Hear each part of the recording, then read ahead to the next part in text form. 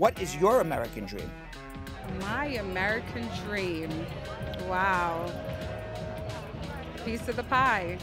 You know, definitely expanding our business, you know, corporation, you know, making it worldwide. I've experienced so many stories of immigrants coming in, and I want to see everyone have the same opportunity to achieve their dream equally, no matter what demographic background they come from.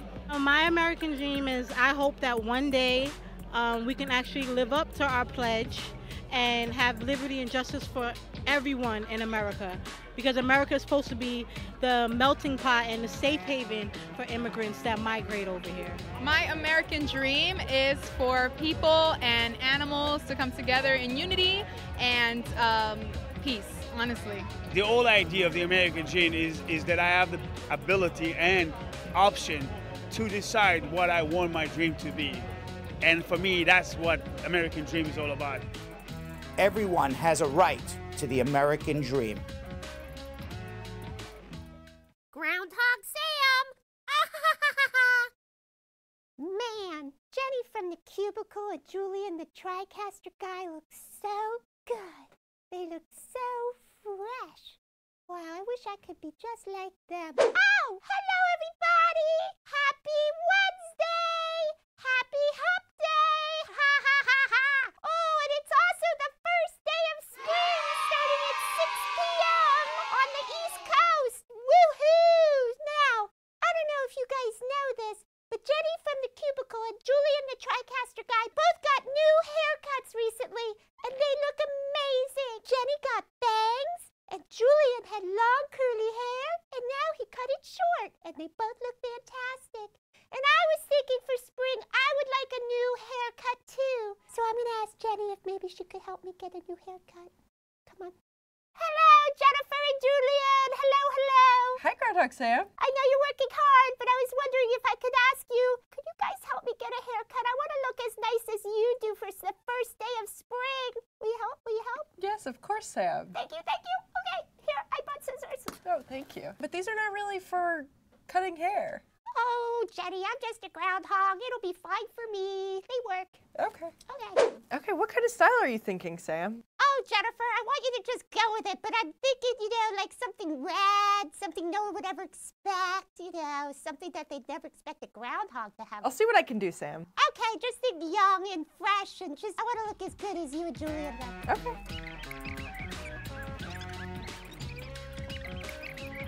All right, you want to take a look and see how it looks? Oh, Jennifer, I love it! No one's even going to recognize me. I look so different. Oh, wow. I am ready for the new season.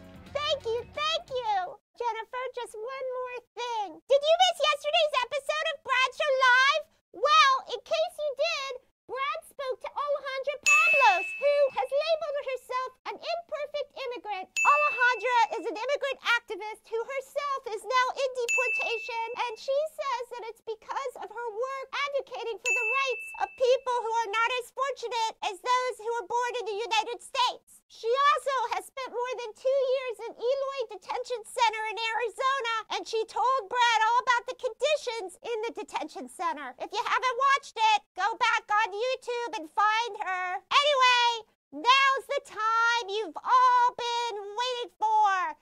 It's time for Bradshaw Live, starring Brad, Bernstein, and co-host Yonathan Yo-Yo Elias. I don't even know if they're going to recognize me. I look so different. Thanks again, Jenny from the cubicle. Okay, time for the show.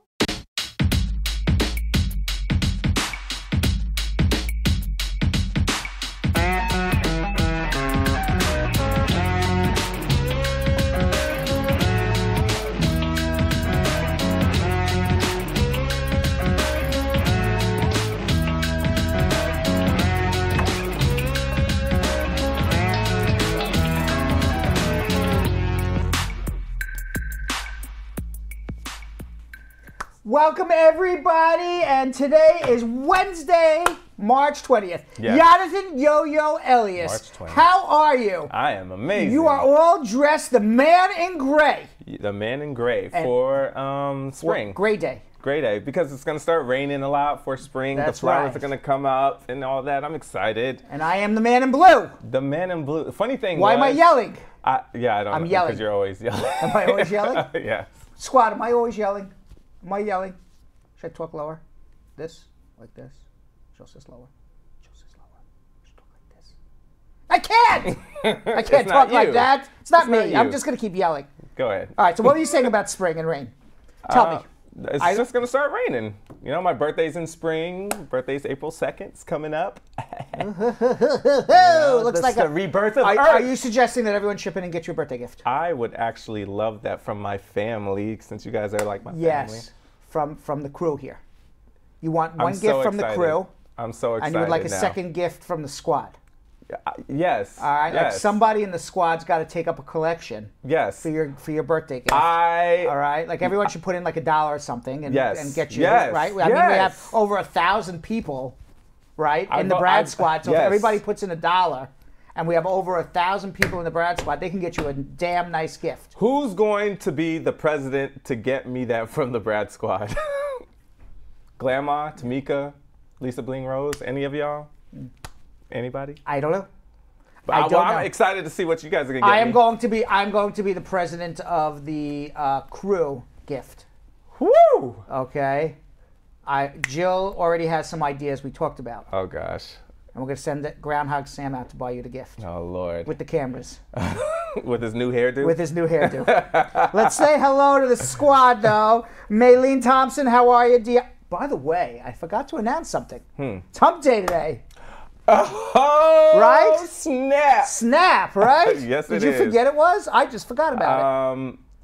I did forget earlier. I forgot when we started talking. I forgot when we started talking. It's hump day too. Yes, but it is. It is. I hope that y'all are ready. Afzaleh, I'm sure he's reminding us. He loves hump day. All right. Yeah, he says on YouTube, squat up, Brad. It's hump day. Let the fun and laughter begin. There you go. Afzaleh knows it's hump day. We totally forgot. Yes. Right? We need Afzaleh to remind us sometimes. Yes. Happy hump day, everybody. It is Wednesday, March 20th. We also have to say hello to on YouTube. We'll start with YouTube today. Why not? Oh, okay. Okay. Nice. Shanique Meyer says, hey, family. Arlene Lucis says hello. Afzaleh, as I said, says, squat up, Brad. It's hump day. Let the fun begin. Angela Rawlings says, new to the family and love Brad. Oh, that hey, could have been a comment of the day, but I just ruined it. You did just ruin it. Just make it an honorary. We'll make it an honorary comment of the day. Rococo Chocolate says, panic about citizenship interview. Anyone ever do this interview? No, nobody knows anything about this interview, Rococo. There's nobody here. We've never done it before. Yeah, he's just playing. Rococo, relax yourself. Calm down. Okay? Breathe. Okay? Breathe. That's the first thing. That is true. All right, because if you get nervous, you mess up. You mess up. Absolutely. Okay? Just be logical, okay? And what is logical? They want to know if you know history, pay your taxes, you have good moral character, you want to take an oath of allegiance, they're going to go through your application, and they're going to make sure everything is correct. I think he's very worried about Rococo's a she. She, Rococo Chocolat. Yes. It is a she. I think she's very worried about the history portion. She's scared she's not going to know it. Yes. This goes back to high school days, college days. Just literally keep on reading. And then a good tip is, put them on like little flashcards and write them out. When you write them out, you actually learn it more and you remember it more. So probably want to write it out on like index cards or whatever. And didn't we learn? Yes, was it yesterday or Monday? I forgot where. Go to Vermont. Yes, Vermont's the only Americans can't pass this. So yes, study, you'll be fine. Yes. Okay. It's very rare that we have people who study who don't pass though. That's good. It's very, very rare. That's good. Yeah. You'll be okay. Yes. Carol at top. Cat Tigers 2 Anderson says, squat up, everyone. Brad, Yonathan, Sam, one love. Yes. Rococo Chocolate says she doesn't want to fail, but remember what I studied the day before. I am not that bright. Help me, Brad. I think I just did. Okay, just keep studying a little bit every day. Yes. I think you'll be fine. Yes. Okay. And by the way, you can't think that you're not bright. Right. Because it's self-fulfilling. Yeah. Okay. Everybody has a brain. Everybody is smart. okay? There are some people who are brilliant, but there's nobody who's dumb. Everybody is able to pass this test. So don't say, oh, I'm not so. It's like self-fulfilling. Say, you know what, I'm a smart person. I get through the day. I stand up, I brush my teeth, I go out, I have a work. I know how to do things. If you know how to do things, and you know how to carry on a conversation, and you know how to read, you can pass this test. Correct? Absolutely. All right. Marcine Frazier says, I am here, squad up family. Back it up, Ricky. Good evening, everybody. Adeteo Olatunde says, hello, Brad. Marcine Frazier, looking dapper as usual. Yo-yo. Thank you, Marcine Frazier. Brad, looking like a schlump. No. But yo-yo dapper. And Afzal A wants to have a GoFundMe page for Yo-Yo's gift. If that's what it takes, Afzal A, I think everybody should just go put $1 in.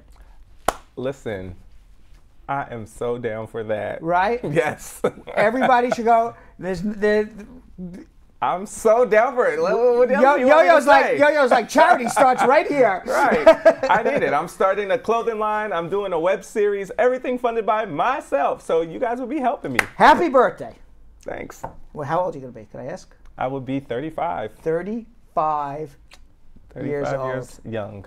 35 years young. Years old. Years young. Young. Yes. Years young. Years young. There you go. You're not even halfway. You're not even halfway through life yet. So don't worry. I'm not. Okay, you're not. Yes. You're not halfway through life. Thank you. Okay. When you get to my age, you're halfway through life. That's not true. Well, I'm not going to live to 100. You don't know that. No way. Please. What? I am telling you. Okay? I am telling you. All right, next. I am telling you. Facebook. Let's say what's up to everybody on what's Facebook. Gonna Don't happen. say that. I am telling you what's going to happen. Okay? I know how I'm going to go. What? I know. I know how it's going to happen. Hey, this is. I am going to be somewhere. I don't know where.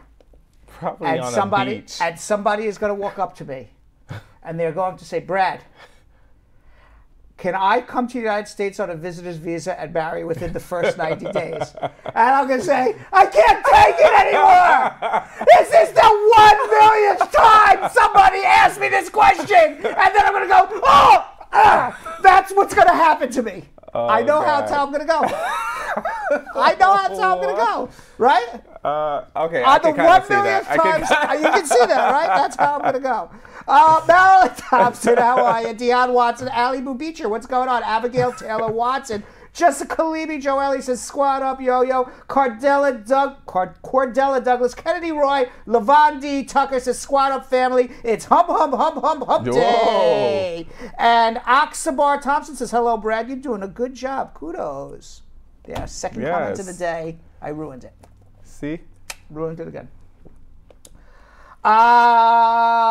Who is it? Deion Watson again. I said Lisa Bling Rose. Cece Mitchell saying hello. Enoch Damarilla has a question right off the bat. Right off the bat. Says, what does it take to have a B1 visiting visa extended for another period up to 6 months when I'm already in the USA? You need to be able to prove that you can support yourself without taking a job, so it would be an affidavit of support, some valid reason why you need to stay, and a paid return plane ticket to show that you're going to be leaving within 6 months. Basically, if you do those 3 things, 99% should be approved. Katrina Daniel says, I have learned a lot from the Brad Show. Oh, great. Comment 3 of the day I've ruined. Listen, you're on the roll now. all right, I'm just going to keep reading them off until we get into our schmooze, then I don't see the comments anymore. Sometimes I peek, though. Do you peek sometimes? You peek a lot because you're not answering all the questions, so you're looking. Right? Yeah. But when I'm answering the questions, I sometimes, if you notice, you may notice, by the way, when I'm answering questions, I may go like this. It's not because I'm bored. It's not because I've decided to read the New York Times. I'm just looking at people's comments. And sometimes something interests me and I respond to it. Yes. Katrina Daniel says, I sure have learned a lot from the Brad Show. Jessica Leamy, just a whole bunch of camels. Camel. Listen, they love that hump day. Yes, and Fadi El Abid says, blessed to have another experience with the squad today. Because, what does BKAESS y'all mean? Because y'all? Because y'all? Is that what it is? Mm-hmm. I'm not with it. I'm not with it with Fadi. Fadi's between Levon D. Tucker and Lisa Bling Rose. Ooh. Lisa Bling Rose sending Kennedy a rose. Could there be something up between the two of them? Oh, you never know. Is there a love story brewing? Oh. Because why would she send Kennedy a rose and nobody else?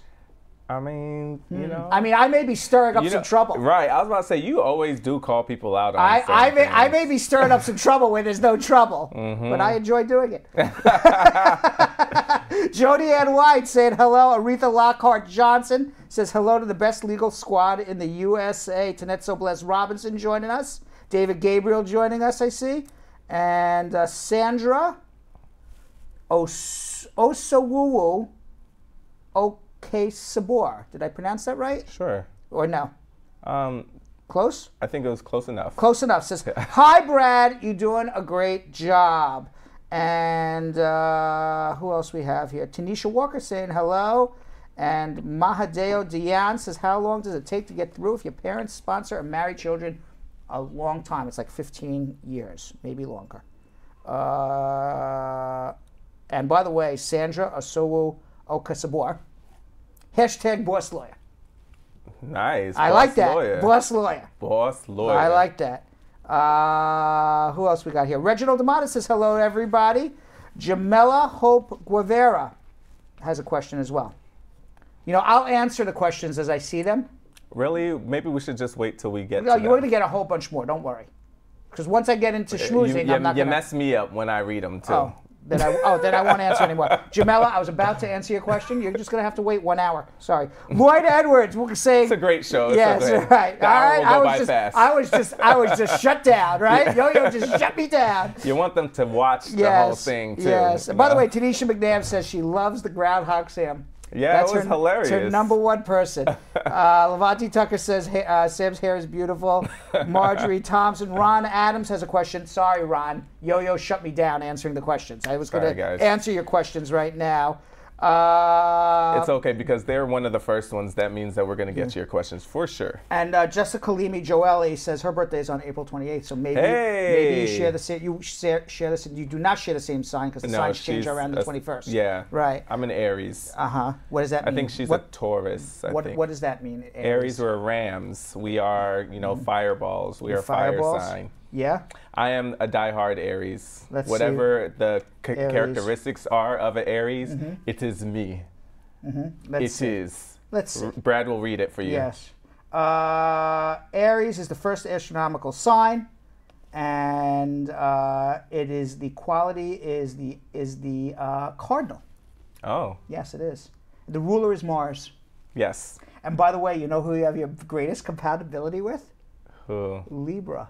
Really? Yeah, you know who's a Libra? Who? Me. Isn't that funny? That's so weird. I just knew it. I'm just reading it here. Brother That's so from weird. another mother, man. That's so strange. That's crazy. So your strengths, I'm going to tell you your strengths. Tell me if this is true or not. Okay. You are courageous. Yes. You are determined. Yes. You are confident. Yes. Enthusiastic. Yes. Optimistic. Yes. Honest and passionate. Very passionate. Ooh, okay. Passionate. I say that. Weaknesses. Okay. Impatient. Very. Moody. Oh, yes. Short-tempered.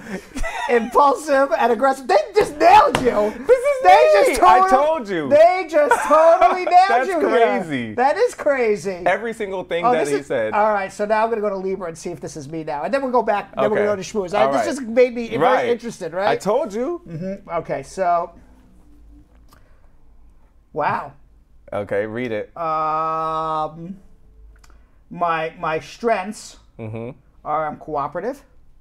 Cooperative? Yes. I'm diplomatic. Okay. I'm gracious. I am social-minded. And I am fair-minded. I think this is true. My weaknesses I want to hear this. I carry a grudge. Do you? I don't. And I have self-pity. I don't have self-pity. No. No, I'm not really self-pity. Avoid confrontations? No, I fight. Yeah, this is like the opposite of you. I'm no Libra. Those are not your weakness. My mother lied to me. She gave me the wrong birthday. Yeah. All right, let's finish saying hello to everybody. Christine Bennett, Dawn Harriet, I said already, and Shay Murray says hey. Rob J. Roberts you know what? Rob J. Roberts is like Mr. Negative. Smart is all relative. Is that a positive thing or? Smart is relative. Okay, Rob J. We'll give you that one. Yeah.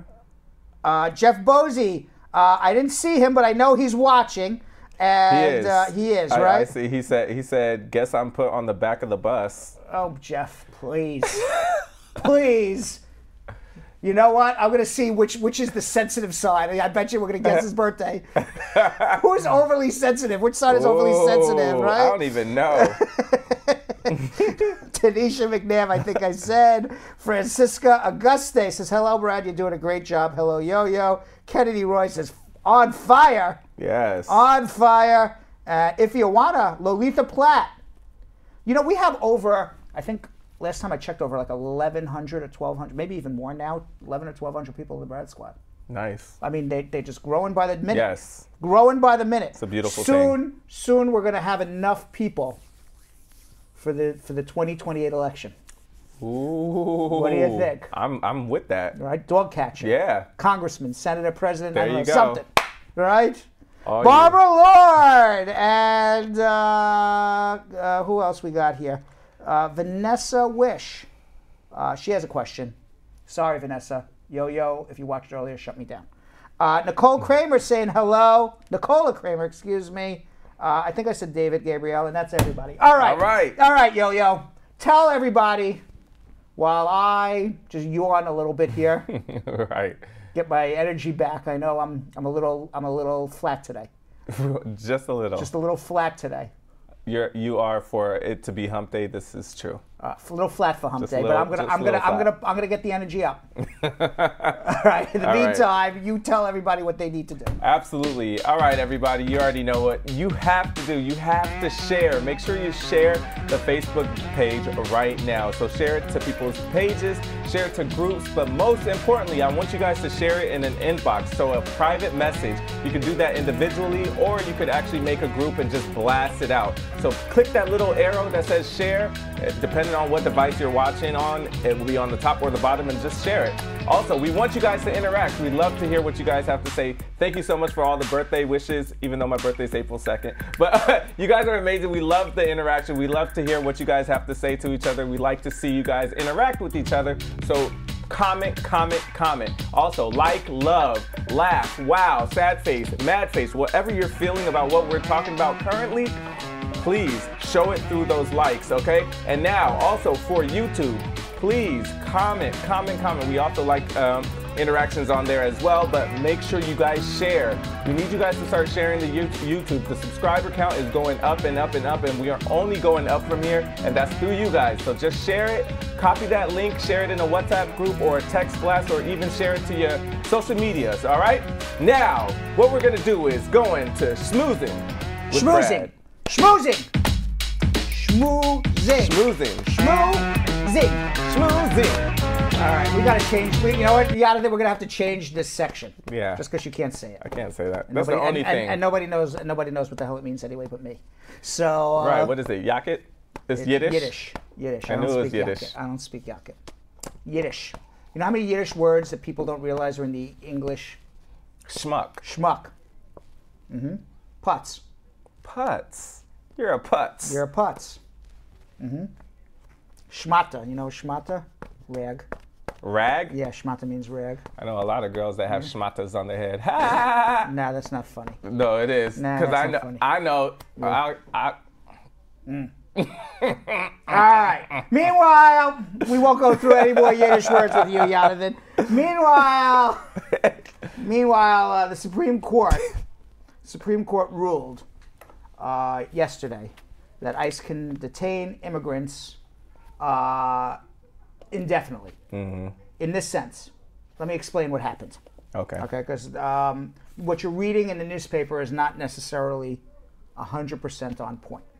This is what the deal is.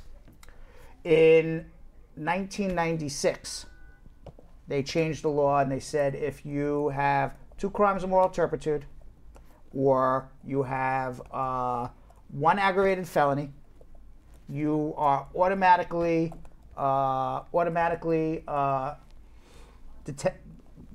detention, no bail. So there was a Supreme Court decision in 1998 that said that can't be retroactive. Meaning that if you had a conviction before May of 1998, you would still be entitled to bail. If you have a conviction, your conviction that makes you deportable after May of 1998, no bail. Right.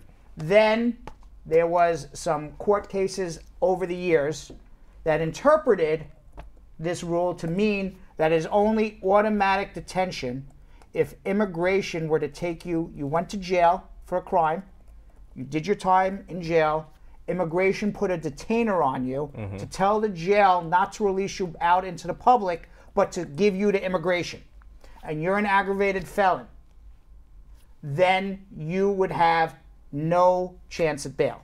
Or you have 2 crimes of moral turpitude, you would have no chance of bail if these convictions happen after May 1998. Okay. If, however, you were not in jail, you were an aggravated felon, there was no detainer put on you, you were out and back in the population, you did your time, and let's say you had your conviction in 2001, and you're walking down the street, and then Donald Trump and his ICE people pick you up in 2017. You've been out on the street for 16 years. They put you in jail. Then there is the argument to say, well, because the immigration never had the detainer on you, that you would still be eligible for bail. And that's what was happening. Okay. And now the Supreme Court said, not true. Not true. So even if you are out on the streets for 15, 18, 20 years, and you are an aggravated felon, or you have 2 crimes of moral turpitude, there's no bail. Wow. So basically, they've ended bail for most people who are deportable with convictions after May of 1998. That's basically what happened. Damn. Yeah. So the decision was 5-4.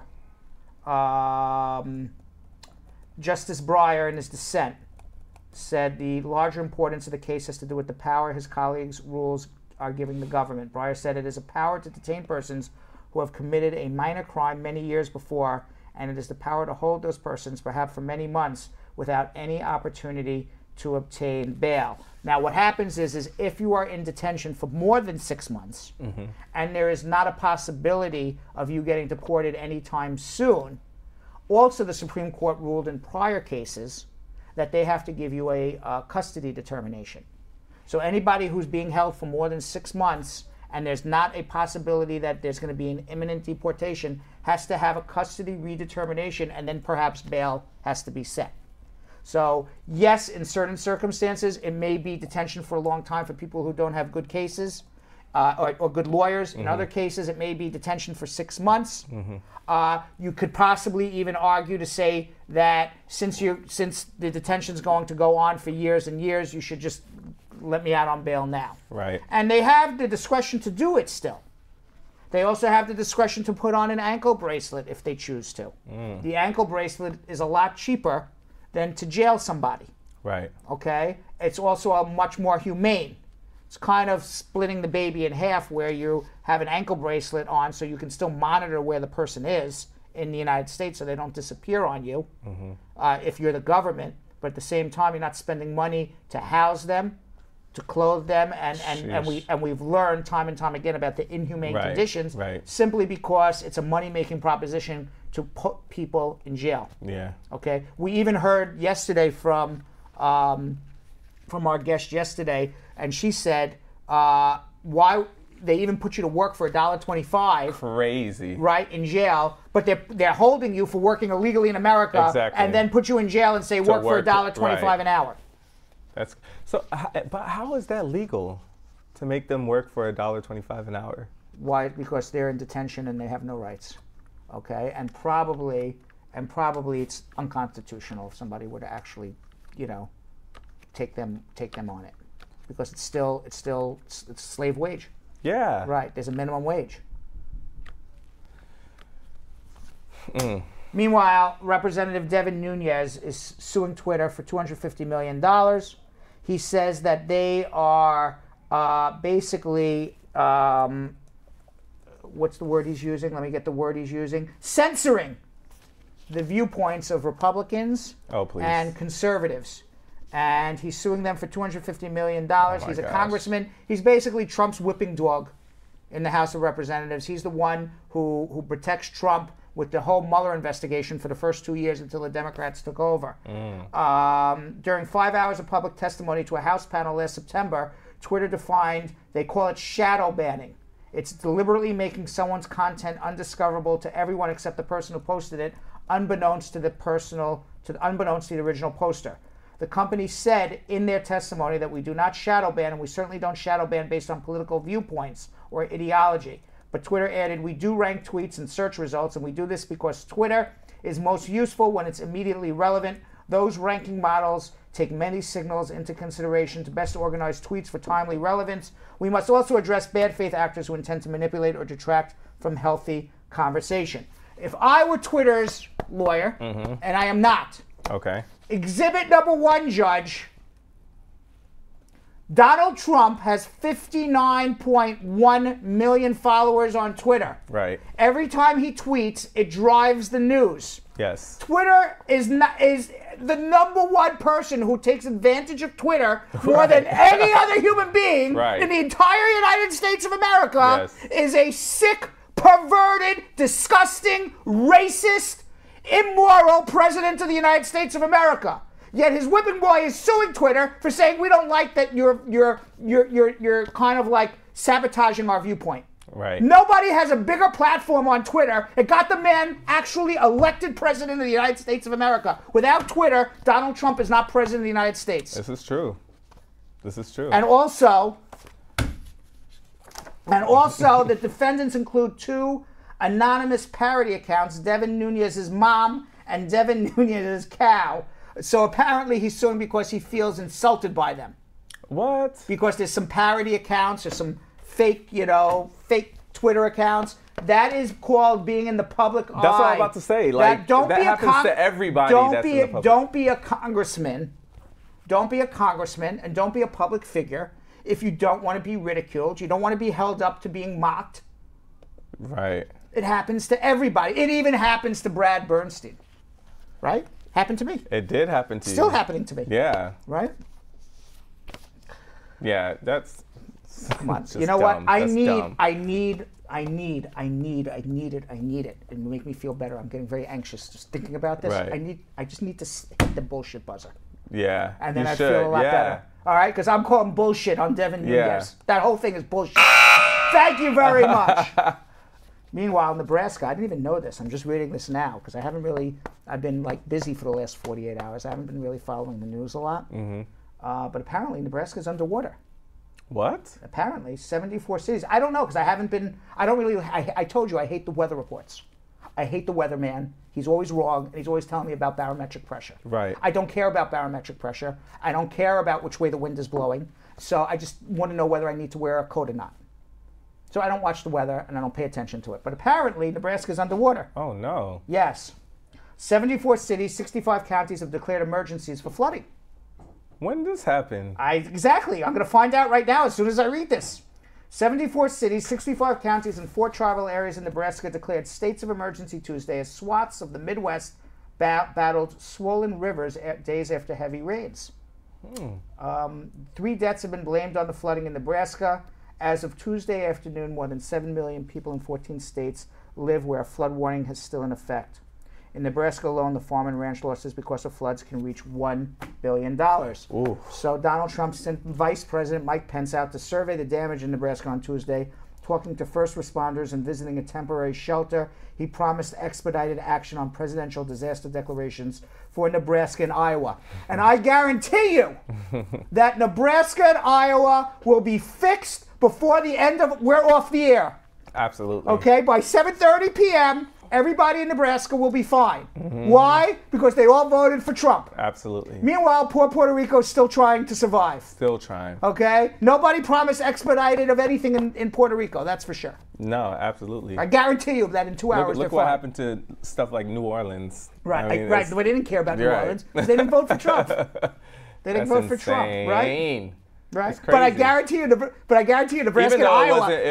it wasn't, even though, but I'm Bush saying was that's- New Orleans, yeah, true, but still, it was a Republican. That's right. But that's what we're trying But- to say is the Republics, like they don't Republicans, care right? about. But the funniest thing is, I mean, I'm being facetious. I mean, I want everybody to be well, no matter where. Right. So if they're going to give expedited. If they're going to give expedited relief to Nebraska and Iowa, I'm all for it, actually. And I want them to be back on their feet. I'm not saying they shouldn't be in any stretch of the imagination. And I actually pray that they're back on their feet by the end of the show. Absolutely. Okay? That would be a great thing. So we want this to happen. Okay? What I'm saying is that they got to do it everywhere. We want Not the same, not just in parts, not just in parts or areas where they support them. Correct. We want the same energy. Correct. Meanwhile, Patriots owner Robert Kraft was offered a deal. Oh. That would drop the charges. All? In return for community service and a fine. Because he's too old to go to jail. Yeah. Too old and rich. Yes, he is scheduled to appear before a judge on March 28th, although his lawyer said he will be represented in absentia. He does not have to appear. Yes. Dang, he's coming out good. Yes. So we'll see.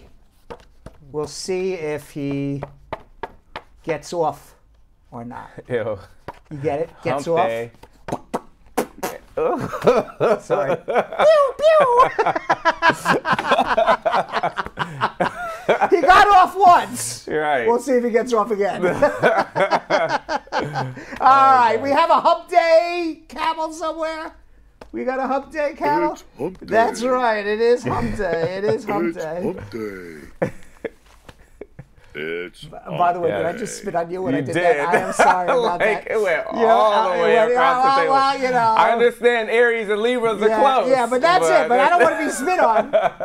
Not on the live television, right? Yeah. All right. So meanwhile, Robert Kraft would actually be interested in this. Okay. We need Kim here. Yeah. I'm sorry. I can't even talk to you about this. Who's giving me this news? Yonathan. Oh my gosh. Yonathan. Yes. There's a new penis camera that came out. It's called the Cock Cam. Of course, it's from the United Kingdom, the horniest country in the world. Right. It's made by Jules. It's a silicone ring that features a built-in night vision camera and a Wi-Fi radio for live streaming. Wow. Okay. Live streaming. Yes. So you can capture your climax and you can video it to everybody in the world. Yes, it's exactly as it sounds, says the advertisement. The website lets you watch NSFW. What is NSFW? Not safe for work. Not safe for work sample video. Thank you very much. All right. Sample video tell, recorded I by know a base about jumper that. wearing a prosthetic Little too strap-on well. appendage over the top of his jumpsuit as he parachutes down a mountain. You know, like so many of us do while Right. we want to get off. Right. Okay, so now you can do it and broadcast it everywhere. You know, hey, make your money however you want to. It weighs less than an ounce, Yonathan, so you can carry it in your pocket. Nobody would even know you have it. You can go from place to place. The product is safe to use, but it says if the cock cam becomes uncomfortable, please stop using it and contact our team. What is the team going to do? Right. We'll be over soon to inspect. Yonathan, you have any comments on the cock cam that's now for sale? I mean, I think it's gonna get a lot of people more money. They have those fans only or only fans groups, and that's another way to get it. All right, so somebody really wants to make us vomit today. Oh God. There's a newer Parisian perfume for people who want to smell exactly like your semen. Oh, Yes, what? yes. You don't see perfumes named Fat Electrician or I Am Trash, but that is exactly what one Parisian perfumer has decided to call two of their scents: the Fat Electrician or the I Am Trash. It's called Et Libre d'Orange. Is about as far from a normal perfumer as you could possibly hope to find. The creator says that his perfume is designed to literally smell like sex. Blood, sweat, semen, saliva. Why would you want to walk around? Me Why would you? twisted. Can you imagine? Can you imagine? You come to work, Yonathan, and you go, Yonathan, it smells like you just got laid. What? Right? It says, I want to take the perfume on the road less traveled. I want to take radical approach. The idea was existing for a reason. Somehow at the end, it's a perfume house. I legit just got tears in my eyes because it's so disgusting. Yeah. Now, arguably the most controversial of their fragrances is Secretions Magnifique. Oh, I don't even know. It's a perfume designed to literally smell like sex. And the perfume does not smell like semen. One person described it as an intriguing, bodily, coppery, and complex scent. When your room smells like sex after you have sex, you open the window to air it out. But you want that scent on you? The company's motto is, it's not a fragrance, it's a state of mind. That's so disgusting. Oh my God. What? The motto is, the perfumery hovers at the intersection of beauty and disgust. The original scent was I Am Trash, and it was originally called The End of My Beautiful Planet, and was launched with a specially commissioned short film featuring fruit decomposing in front of viewers' eyes. People have too much time, too much money. What is this? Okay, back to England though, Yonathan. I don't know what we're watching there. That is disgusting. What? Let's move on, Yonathan. Yonathan, let's move on. Video of what? Yonathan, we got to go back to the United Kingdom here. All right, because they have some weird things going on there in the UK in the water. Okay. So a British woman had to go to the hospital after an intense orgasm triggered her to have a stroke. Ooh. Yeah, according to a report from the British Medical Journal, the unidentified 44-year-old woman suffered a transient loss of consciousness while receiving oral sex from her partner. Wow. After the woman was unconscious for 2 to 3 minutes after the sex, her partner got nervous, took her to the emergency room in London. Once there, the man told doctors his partner's body had gone stiff during their session.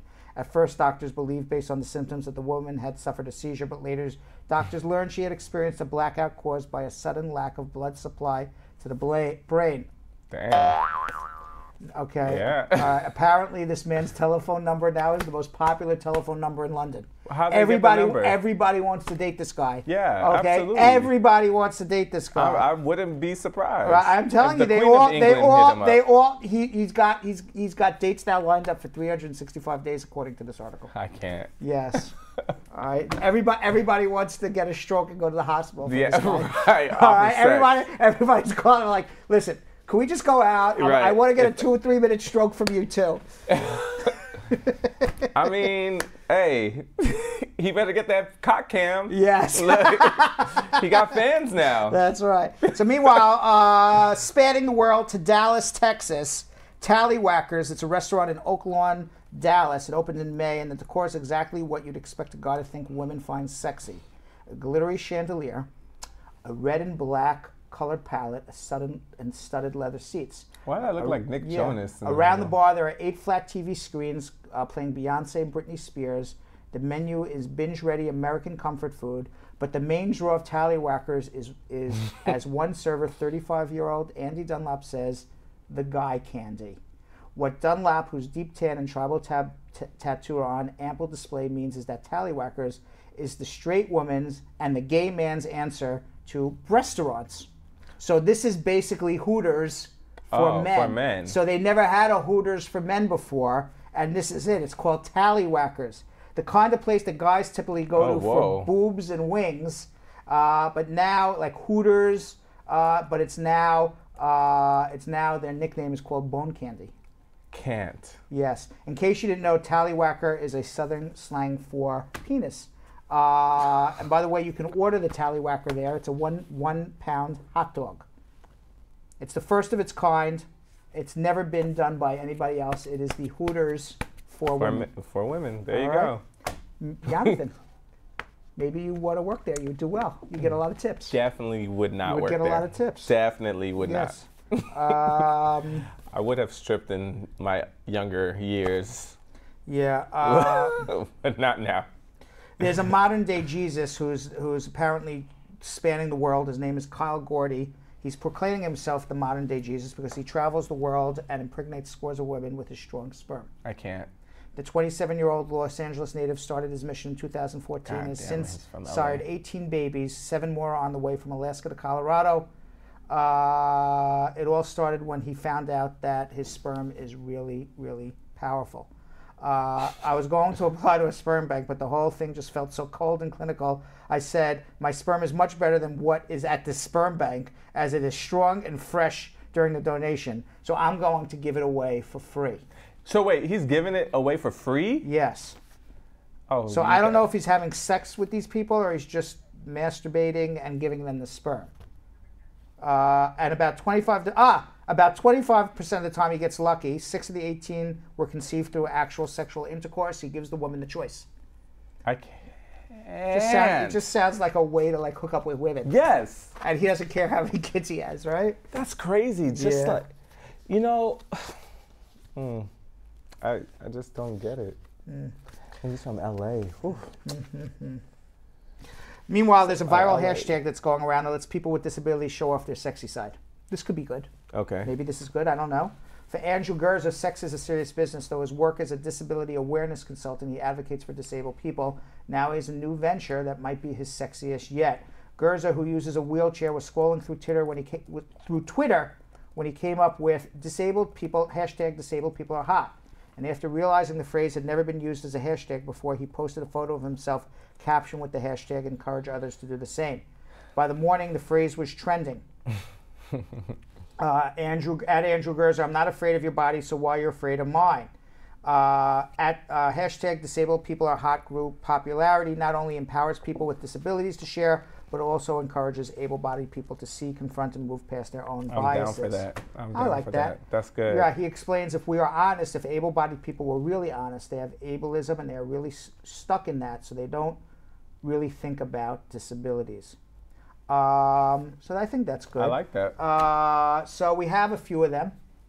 Megan Pruitt-Steele says, so I got my first cane, not a mobility device, today based on advice from Disabled Twitter, and I adore it. And I just got to say, hashtag disabled people are hot. At Cariel said, just wanted to hop on the hashtag because I literally had a guy tell me I'm too pretty to be in a wheelchair, and that if it wasn't for my chair, he would date me. Anyways, here I am. I'm hot, disabled, and unbothered by ignorance. That's nice. That is. Yes, and Anthony Ube said, as many people do not know, hashtag disabled people are hot. Let's spray the world with this hashtag and some pics. We have a few more. Joan Pashia says, let's say it loud and clear, disabled people are hot. Thanks at Andrew Gerzer for this great hashtag that brings to light what's invisible to many. Kelly Andrew, apparently there's a disabled people are hot tag going around, and I'm not about to enter a beauty pageant over here, but I'll throw up a selfie for all those people who have said to me, but you don't look deaf. Finally, Jeffrey, oh no, we don't have a finally, we have two more. Jeffrey Millard said, the cane isn't a fashion accessory. Disabled people are hot. Oh man.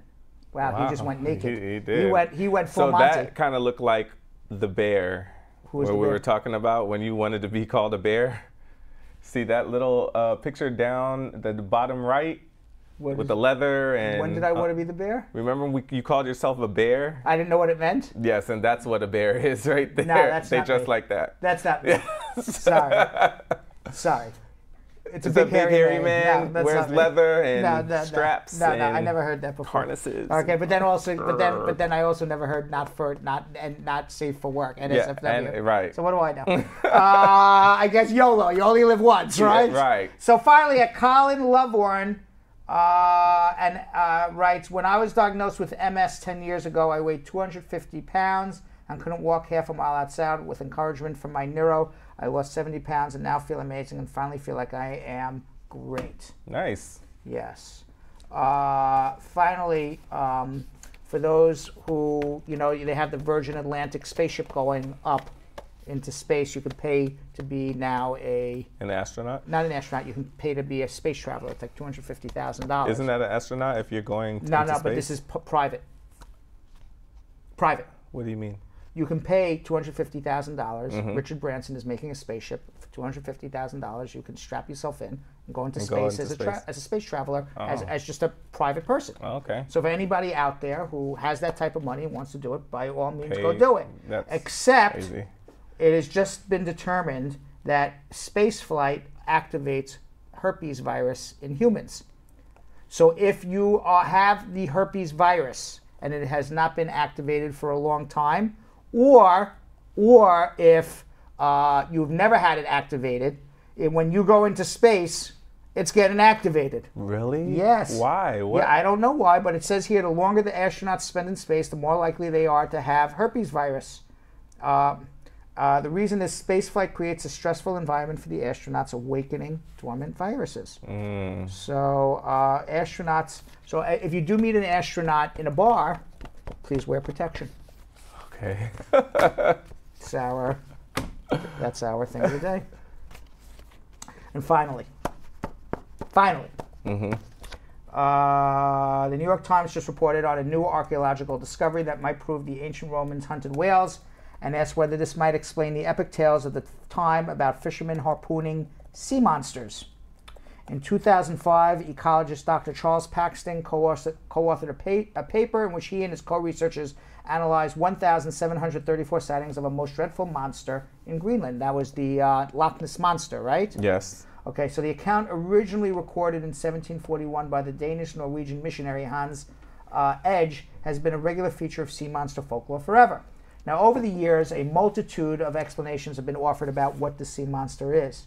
But Paxton's group had a more interesting solution, that the witnesses may have mistaken a whale penis as the serpent-like Loch Ness Monster. Ugh. So what they now believe is what they were looking at was just a whale erect penis.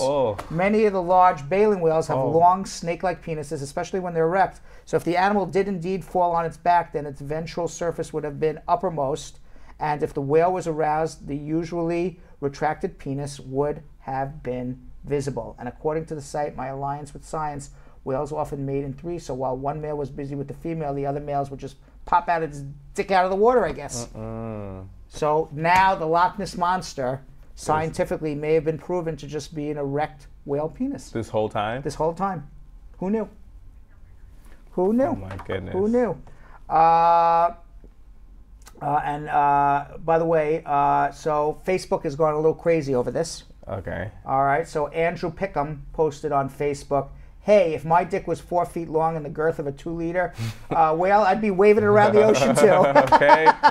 I'm not mad at that. All right. And with that, that is the end of Hump Day News, Jonathan. Thank What you. do you think?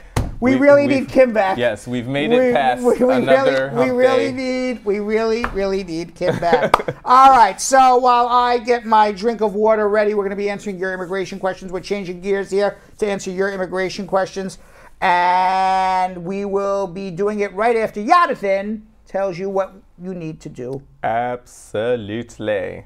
All right, I'm trying to look at how many shares we're at. We are at 55 shares on Facebook. So right now, what I want to see is everybody that's watching share this page right now. So we have 91 people watching it right now. I want to see it go up 91 times. All right, you guys can do it. All you have to do is click that little arrow where it says share and share it to anybody's page, groups, or private message. We like you guys to share it in private message as well. We love your interaction. We're going to be talking to people about their stories, so let us know what you think about it. Like, love, laugh, wow, sad face, mad face, whatever you're feeling, please show us in the comments, and let's keep the interaction going. Also on YouTube, all you have to do is copy the link and send it in a WhatsApp group or a text blast. You could also share it to anybody's social media, but please subscribe right now if you're not subscribed right now, and also like the button, all right? Now we're going to the next segment where we answer your immigration questions because you're calling. With Getting Answers, call with your immigration questions. There you got it. All right, let's go to Lisa in Pensacola, Florida. Lisa. Hello. Hi, Lisa. Hi, Brad. How are you? I'm good. I just mailed off my removal of condition package, and I got a receipt in the mail. But in that package, I attached a letter and my marriage certificate for them to change my maiden name to my married name. But I never used my married name before, but now I want to use it. Fine. It's a modern world. You can choose. It's no big deal. Yeah, but they said the receipt in my maiden name. How do I get them to send it? Other receipts in my married name. It's going to be like that until hopefully you get your interview. And when you get your interview, you'll change it. But they're not going to change it right now. But don't worry about it. Okay. All right, but Was, use your married name everywhere else. It's no big deal. but I when I went to the DMV and stuff, they said I can't. My green card, I have to show the married name for them to change. Right. Even so. Well, your green card shows your maiden name. You have a receipt in your maiden name. They're not going to give you a new green card until this is all resolved. So unfortunately, you're just going to have to keep the maiden name for at least a short period of time. It's not going to happen. Oh, okay. All right, I'm just being realistic. So just wait until the interview, and then you'll tell the officer you want everything in your married name, and then at that point it will come in your married name. Because once you fill out the form in your maiden name, because that's what happens, you filled out the form in your maiden name. Once you fill out your form in your name, they're not going to. You can write them till you're blue in the face. They're not going to issue you a new receipt number or anything like that. So and even if they acknowledge that you've changed your name, that acknowledgement's not going to be used by motor vehicles. They're going to say this is a worthless letter. So the best you can do is just wait out till your interview. Tell the officer you want the green card in your married name. He'll make that correction right there on the file, and then you'll get your green card in your married name. But unfortunately, that's going to be in a year from now or whatever it may be. Okay. All right. Thank you. In the scheme of life, it's not the end of the world. Okay, but I mean, it's not. You're gonna drive yourself crazy and spend money and time and effort, and you're not gonna get anywhere. So just leave it alone for now, and eventually you'll get it changed. Okay. All right. Thanks. All right. Okay. Take care. All right. So let's go to Darlene in Euclid, Ohio. Darlene. Hi, brother. How are you? How are you? I'm good. I have a question asking for my friend. Yes. Okay. So she went to the interview 2 years ago. She never get nothing. Now they request a second interview. Interview for so what? Our question is. Interview for what? For a green card. Is this on a marriage? Yes, for a marriage. Okay. Yes. So she went 2 years ago. She never get a response. Nothing in the mail. Now they respond. So this will be now the second interview. This will be the second interview. Yeah, second interview. You're Okay. right. So now the affidavit kind of support what she did have. She did have it 2 years ago, but now the person who gave it to him retired. Is it going to be a problem? No, it's still good. Once the affidavit of support is issued, it's fine. They may ask for updated financials for the affidavit of support, and then if he's retired, it could be a problem if they do ask for that, and then you would need to get a different affidavit of support. But until they ask for updated financials, it's fine. Okay. One more question. She get Medicaid insurance over there. She's wondering if that's going to be a problem too. Who's she? The person getting the green card? My cousin. Yes. If the person getting the green card is getting Medicaid, that means they're really ill. They're probably getting Medicaid for their children. Right. Right? Not for them. Not for them, no, right, for the kids. It certainly doesn't help. They look at the totality of circumstances, but it's not Medicaid for her. It's Medicaid for her children. But they look at the totality of circumstances. If there's enough money in the affidavit of support, it should be okay because that's money for the children, not for her. Okay. All right. Thanks. You're very Appreciate welcome. it. You're very welcome. All right. Let's go to Jay in Atlanta, Georgia. Jay. Yes. Hello. How are you, Hey, Jay? Brad. How are you? Hey, Brad. How are you guys? Good, guys, good. thank you for this show, Brad. I've been so happy listening to this show for a couple of months now. I'm very happy to talk with you today. Thank you. Hey, Brad, I got a concern. And I've been here about 13 months now since I've been in this country. I was only here for a business trip. And I find out that the woman that I was dating, an American girl that came over to me, that I was dating back then, she and her kids came over to me to stay with me a couple of months, about 7 months, and they came back. And when she arrived in the States, we lost contact. When I get back to the States to do my business, because I'm a businessman in Africa, I get here and find out that she was pregnant, she had a baby. Right. And in my culture, and find out that in my culture, if I don't marry her, the baby is a bastard to my culture. I'm a Fuller and Muslim, so I have to marry her. So I married her, and said, "Let me go back." She said, "No, let's wait for you to get your papers." I didn't know it was going to take this long, and we get married and put my papers in, and I'm stuck. My business is not. I can't go back to Africa. According to my lawyer, if I go back, they could stop me from the airport. Not coming back right now to see the kids. And why don't you get advance parole? Why don't you file the adjustment and get advance parole to travel? well, I don't know what my lawyer did for whatever the case might be. She didn't do that. Where are you from? What country are you from? I'm from Liberia. Okay, so you're not on any ban list. Okay, you should be filing an adjustment application, and you should be also filing what's called an I-131. If it wasn't done, you should do it now. It's for a travel document that allows you to travel back and forth between the United States and Liberia until you get your green card interview. Shouldn't be a problem. Okay, and that's one, Brett. And since then, I've been here. Like I said, I'm losing my business. I got 2 ships that sit in Liberia that I own in Liberia. I've been there, stuck in the port, and I'm with my wife here, facing serious problem with her. And all my money was coming from Liberia. For financial help for me to pay the bills here, because she's not really working. The money that she's working for is like $200-300 a week. So I'm the one paying the rent, like $2,500 every month, and plus taking care of the kids. She got 3 kids. I miss her with 3 kids. But every single day, Brett, she called the police on me, called the police on the kids, her own kids, 9-year-old kids.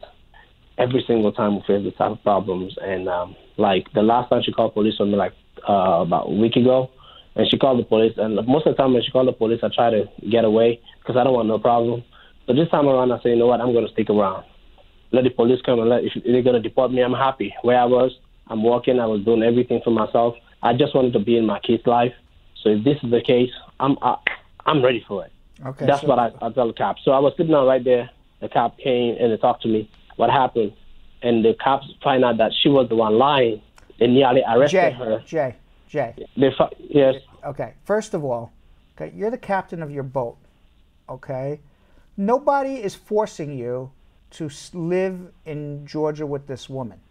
Okay. You married her. You made the kid legitimate. You could pick up and go. You don't need for the government to deport you. You can buy a plane ticket. Let me finish. You can buy a plane ticket tomorrow, go back to Liberia, get your boats going, okay, and apply for, and in the divorce, apply for custody of your child. Okay. You can do that. Nobody's forcing you to stay there. Now, if you want to stay there because you want to get your green card or something else, that's a different story. Okay? And if you want, it's not Brett, equality. When I met my wife, we had an agreement. I take custody of her kids, and all her kids know me as their father because the kids never knew their real father. But I'm the only one that they know. But Jay, listen to me, okay? Yes. Your emotions are getting the best of you. Just think about it logically, okay? You just told me the only reason you married this woman is you wanted to make your child legitimate. So you did it, okay? You married this woman. You gave it a try. You're not right for each other. She keeps calling the cops on you. Why do you want to be with a woman who wants to throw you in jail? And then you're saying to me, well, I stood there. I'm losing all this money in Africa because my boats are in the port, and I was very happy in Africa. And I said, you know what? I'm going to stay here, and if they want to deport me, so be it. You don't need go buy a plane ticket tomorrow. Go call United Airlines, get on a plane and go. And fight for your kid if you want custody of your kid, and you fight for your kid, and that's what you do. But now you may have trouble going. You may have trouble going back and forth. So before you literally do that, figure out how you can go back and forth, and you may need a consultation. But nobody's forcing you to go live with this woman. You know, when I'm listening to you say, I'm going to stay there, and if they want, go. Who's asking you to stay there? Go. Brett, I've even since I've been here, I've opened a company with her. And the company has grown so much that we have at least about 10 people that we employed under it. So then why don't you have any money? She's mad because you have no money. But no, she's not mad. She don't have no money. She's mad because she wants more. We're getting like $10,000 a month. And if that's not enough, after paying all the bills, she's still left with like $4,000 or $5,000. If that's not enough, then what am I supposed to do, Brett? I'm not going to kill myself. I'm the only one who's working. I'm the only one who's running around all the business that we're doing. Well, do you want? Tell me what you want to do. You want to stay in America? Because then you may want to file an abuse case. You want to work it. You want to work it because you got 3 choices. This is how I see it. You can stay in America and file an abuse case once VAWA comes back, which it will. Okay, and leave her. 2, if you want to make a go of it, you need professional help. Go find Dr. Phil or whoever you want to go to. Don't go to Dr. Phil. I think he's actually not a smart man, but go to a real marriage counselor. Or 3, or 3, you sat here and said, I don't need to be here. I got my 2 ships in Liberia. Then go back to Liberia. You have the world. Yeah, you have all the choices in the world. She having my son, and my son carry her last name instead of my name. So then what you do is go to family court first. Don't start a divorce. Just go to family court and fight for custody of your child. Leave the house. Fight for custody of your child. Go to family court. It's a couple months at most, and then you pick up and leave, or you file an abuse case if VAWA comes back, which it should. Okay. Or try to work it out. You said the first sentence out of your mind. 1 second. The first sentence. I'm just repeating what you told me. Okay. Yeah. The first sentence you said is, I'm a Muslim. I wanted to do the right thing. I wouldn't have my child be a bastard. We are in a relationship. I want a legitimate child. So I married this woman. So you did the right thing. You were a gentleman. You did everything right. Now, maybe, because you have these children, and I even heard you say you've been taking care of our other children. Okay? I'm taking care of all of them. I'm the only one that didn't know their father. Listen to me, Jay. Yeah. Okay? Listen to me. Okay?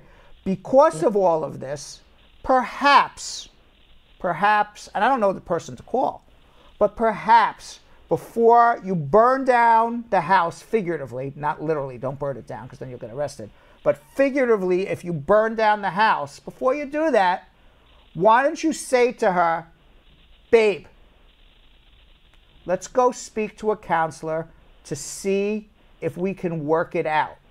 And let me tell you what working it out means, okay? Working it out does not mean you win, she loses, okay? Because right now you're both, you know, when this happens, you're both basically sticking your claws in the sand and you're not moving. Okay, it's going to be basically, you have to empathize with her. She has to empathize with you. You may not have to agree with each other. Okay? If that's possible, maybe you can make a go of it, which would be nice for all your children. If not, then life is too short, and you got to be happy in life. Okay? You have to be happy in life. Life is too short to be unhappy. But you have a business together. You said, I want to make this child legitimate. I am going to be a man about this. Then as a man, and certainly with her as a woman too, I would say, as a woman who married this man for better or for worse, and you did the same, and you have children together, and you have a business together, okay? At the bare minimum, she has to stop calling the cops unless you're physically harming her, okay? And you have to, and you have to empathize with why she's calling the police. Okay, it's more than money. I don't know what it is. I'm not there. I'm having. I'm not there. I'm not there. Even our 9-year-old kids, she have called police for them twice. The first time she called police for them is because they take my money. They take my money. The kids take my money to school, maybe $100, and she decided to call the police. I'm like, you cannot keep calling police on the kids. Listen to me, okay? You need to speak to a counselor. I'm not a counselor. And if you speak to a counselor and you still can't work it out, well, then you can't work it out. Then you take her to family court, get custody of the children, and move on with life. Okay? But that I'm giving you my opinion. Or you pick up and leave. Nobody's forcing you to stay. Well, the only reason why I didn't leave yet is because I want to be part of my child life. If I can get custody of my child, or just be able to see my child. But you're not. I hear you. It's all right now. You're all emotion, and I'm sure she's all emotion too. And when it's emotion, you guys just don't. Emotion. You know what? Emotion doesn't think logically. Emotion is from prehistoric time to like have you run away from the tiger who's about to kill you. Okay, so so you have to separate emotion from reality. You got kids, you're supporting her kids, you have a business together. Before you burn the house down, see if you guys can at least understand where she's coming. She's coming from somewhere, I don't know where. And you're coming from somewhere that she's acting crazy and she wants too much money from me. And she's coming from somewhere, I don't know what it is. And she has to understand where you're coming from. You have to understand where she's coming from. You may not agree with each other. Nobody says you got to agree. You just got to understand where the other's coming from. Exactly. Okay, so because not everybody agrees. Not everybody agrees. Everybody. Okay, no one. Romeo and Juliet don't agree on everything. Okay? Exactly. But That's but you exactly my you have to at least understand where the person's coming from, and that's where it is. Okay? And if you understand where the person's coming from, sometimes you give them a win, sometimes you don't. And you know, sometimes you just have to give and say, you know what? All right, fine. Because you can't fight. You can't fight every battle. Okay. But you can't. But you're both in the things, sand right now. Go speak to a counselor before you burn the house down. I gotta go to the next. The second thing. Okay. All right. That's what I have to say. All right. All right. That's my marriage counseling of the day. That was not even an immigration question. It wasn't, but you know, he's very emotional. I do like the fact that, you know, you got him wanting to be in his child's life. I was Right. very passionate about that. Right. I mean, he said. I mean, the guy says, you know, I don't need to be here to go. Nobody's telling you that you can. It was mainly because of the child. Yes, exactly. Remember, we So talked then- about that. It's very easy to say leave, but when, you know, you have You a have children. family, You have a family. You have a business here with her. Yeah. Try to work it out. At Yeah. least try to. I thought that was great advice. Thank you. Thank you very much. Dr. Brad. Dr. Brad. Gabriel in Fayetteville, North Carolina. Yes, hello. How are you, Gabriel? I'm good. How are you? Good. Question. We just got, my wife is from the Philippines. She's here on a J1 visa. We just got our waiver back for the 2-year home residency. Can we file the I-130, the I-131, the I-485, and the I-765 all together at the same time? If you have the waiver, yes. Okay. Also, I spoke to a lawyer and about our assets.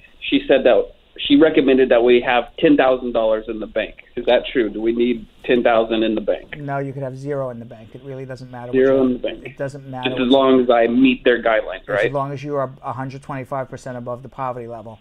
The only thing they want to see in bank accounts is that there's money going in, there's money going out, that you're using it to pay the debts of the marriage, that you're both jointly putting money into the account, and you're both using that joint money in your joint account to pay the debts of the marriage. But whether you have $10 in the account or $50 in the account or $5,000 or $50,000 or $5 million, don't matter. It's what's on your income tax return. They just want to see activity in your bank account, in the joint bank account. So, so I can tell you for a fact that the lawyer who told you should have $10,000 in a bank account and leave it there doesn't know nothing about immigration. Okay, I thought that too. That's why we only went to her just once. Right. So. But I can help you from New York, even though you're in North Carolina. Okay. All right. So hold on one second. All right. All right. Let's go to who's? Oh my God, Veronica in Staten Island's been waiting an hour. Veronica. Hello. How are you, Veronica? I'm good, thank you, Brad. What's going on? I'm not bad, Bradalicious. Oh, Bradalicious. Wow. Hi, Yo-Yo. Hey, Veronica. Hi, Yo-Yo-licious. Can I be a Yo-Yo-licious? You're so Yo-Yo-licious. No, that's only for Brad. That's Bradalicious. So It makes sense, Bradalicious. So what are you? You're Plain yo-yo old yummy. yo-yo. You're yummy. Yo-yo. Yummy yo-yo. Yummy yo-yo. It is hump day. Who knows? Right. We were just talking with Yonathan right before the show started. You know, what would be your wrestling name? Oh yeah, right. So we were like coming up with wrestling names as the show was starting, and we were off the air. And I'm like, Yo-Yo would be like the Nightmare from Nigeria. You know, Brad. What? Brad, What? they have a music in Jamaican music. You acting like a yo-yo, baby, you won't take it down. Yo-yo, I wonder if that's okay, I like that. So Maybe. Music, yeah. They're making music with your name, Yo-Yo. I like that. Yes. You can dirty wine with it. All right, what's your question, Veronica? Okay, my kids have an interview next month. I filed for them. This is not my first time calling you anyway. Uh-huh. And I make an appointment and we talk on the phone and whatever. Right. Not with you, with one of your associates. Okay. But my kids have an interview next month, so I send in all the affidavit of support in NBC. Mm-hmm. And my I forget I didn't I should have made a copy of my son because my son helping me with the affidavit of support here. You made a copy of what? And I forget, Made a copy of what? A copy of the affidavit of support. Oh, so you didn't make a copy of what you submitted? No, I didn't. I forget to make that just that copy. All right, don't worry about it. As long as it was done right and it's in there. Okay, so what I'm doing right now, I'm making copies of my my tax return and my son's tax return. Right, yeah. That's fine. And I'm going to send everything to them. Yeah, as long as you did it right, that's the most important thing. Obviously, you should have a copy. And the only reason you need a copy is if they ask you a question because they think you did something wrong. But if it was done right, you're fine. Who cares? Okay, and one more question. My son has a baby. She's a year-old next month. And should he bring his birth certificate with him when he's going to the interview? Who you're filing for your son? My son and my daughter and my grandson, three of them. Okay, all right, so now this will be a second grandson. So that's going to be my second granddaughter. Okay, so you need to include that second granddaughter at the National Visa Center. You can carry that granddaughter in, but if the National Visa Center doesn't know about this grandchild, that second granddaughter is not getting a green card. You just can't just randomly walk in and say, oh, by the way, I have another baby. So what you need to do, this is what you need to do, and you should do it right now. Get a photocopy of the new baby's birth certificate.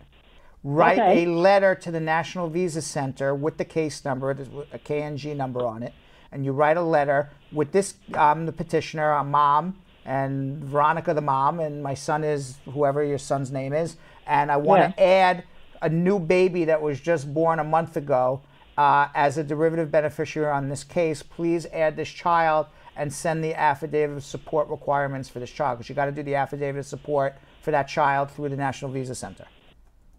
Okay. Okay, so do that, and that way the whole family will get interviewed, and they won't leave a baby behind.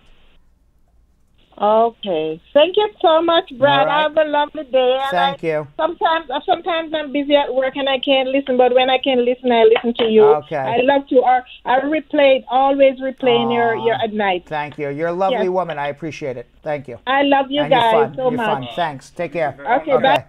Oh, I didn't mean to do that on Veronica, but she understands. Yeah, she's fun. She made me dance. Yes. Geneva in North Brunswick, New Jersey. Hi, Brad. How are you? How are you?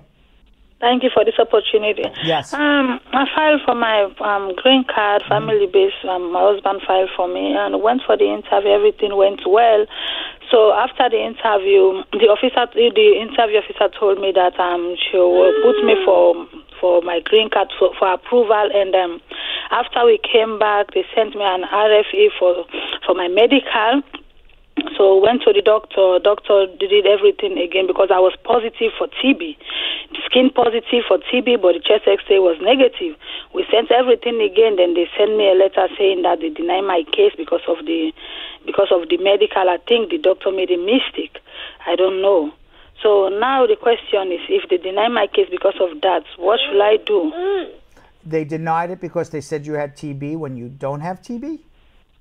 No, they deny it because they said I did not submit appropriate form from the doctor, like from the doctor screwed up.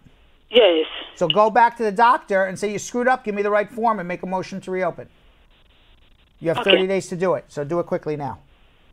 Okay. All right? Thank you so. You're welcome. All right, let's go to Sophia in Bridgeport, Connecticut. Sophia. Hi, Brad. Hi, Yo-Yo. How you doing? Pretty good.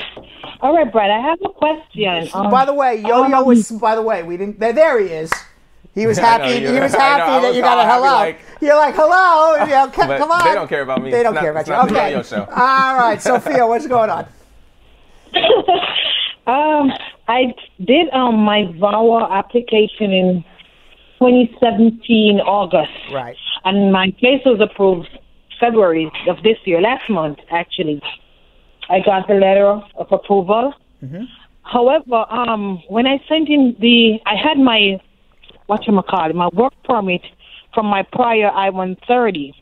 When I sent in for renewal, we sent in for C09 category, as well as the advanced parole. And then 10 months after is when I got the C31 and no advance parole. But I haven't gotten an update on the advance parole besides the You have a when I receipt got notice? the receipt notice. Yeah. How long has it been? Since I got what the The receipt notice for the advance parole. Oh, that was like 300 and some odd days now. So then you need to go in to make a info pass appointment, go into Hartford and see what happened to your advance parole. You should have gotten it. But I don't know, Brad, because when you go online, you never see an appointment date for New York. I don't know. Well, are you in Bridgeport, Connecticut, or are you in New York? I'm in Bridgeport now. All of my stuff is in New York. All of my occurrence, my paperwork. Well, why you live in Bridgeport and filed in New York? Well, I just came to Bridgeport now because his financial, all right, so all of that. So then you should transfer your file to Bridgeport and then go into Bridgeport, into Hartford. It's easier. So my question to you is, I don't know what happened to you. I don't know what happened to your advance parole. If you can't get into immigration, then you're going to need to get a lawyer. I don't know what happened to it, so I can't tell you. Yeah, I don't know what transpired either. I don't know what transpired either. But my question to you is, Brad, usually after you get an approval notice, how long would it now take for you to get your AOX interview?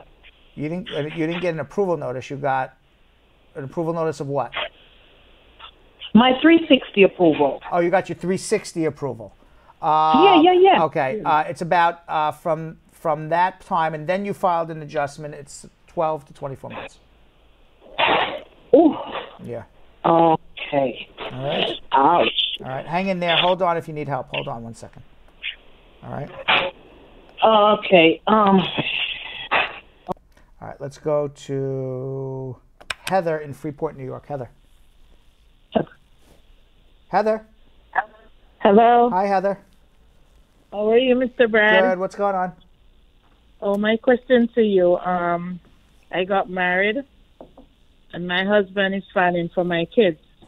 But one of my kids is 20-year-old and one is 15. Is it possible for the 20-year-old to be on the petition? If you got married before the child was 18.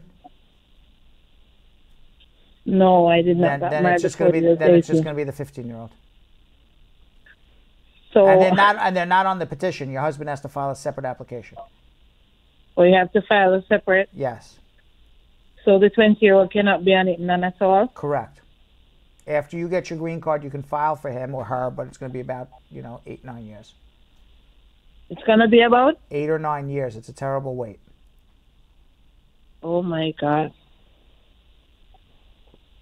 Okay, thank you. All right, sorry about that. Hang in. Let's go to Daniel in Long Island. Daniel. Hello. How you doing?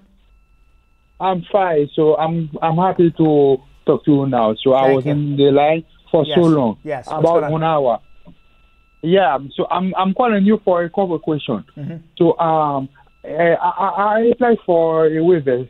You applied for what? I applied for a waiver. A waiver. Yeah. Okay. So I applied for a waiver in June last year, about June 2018. What kind of waiver did you apply for? Why did you need a waiver?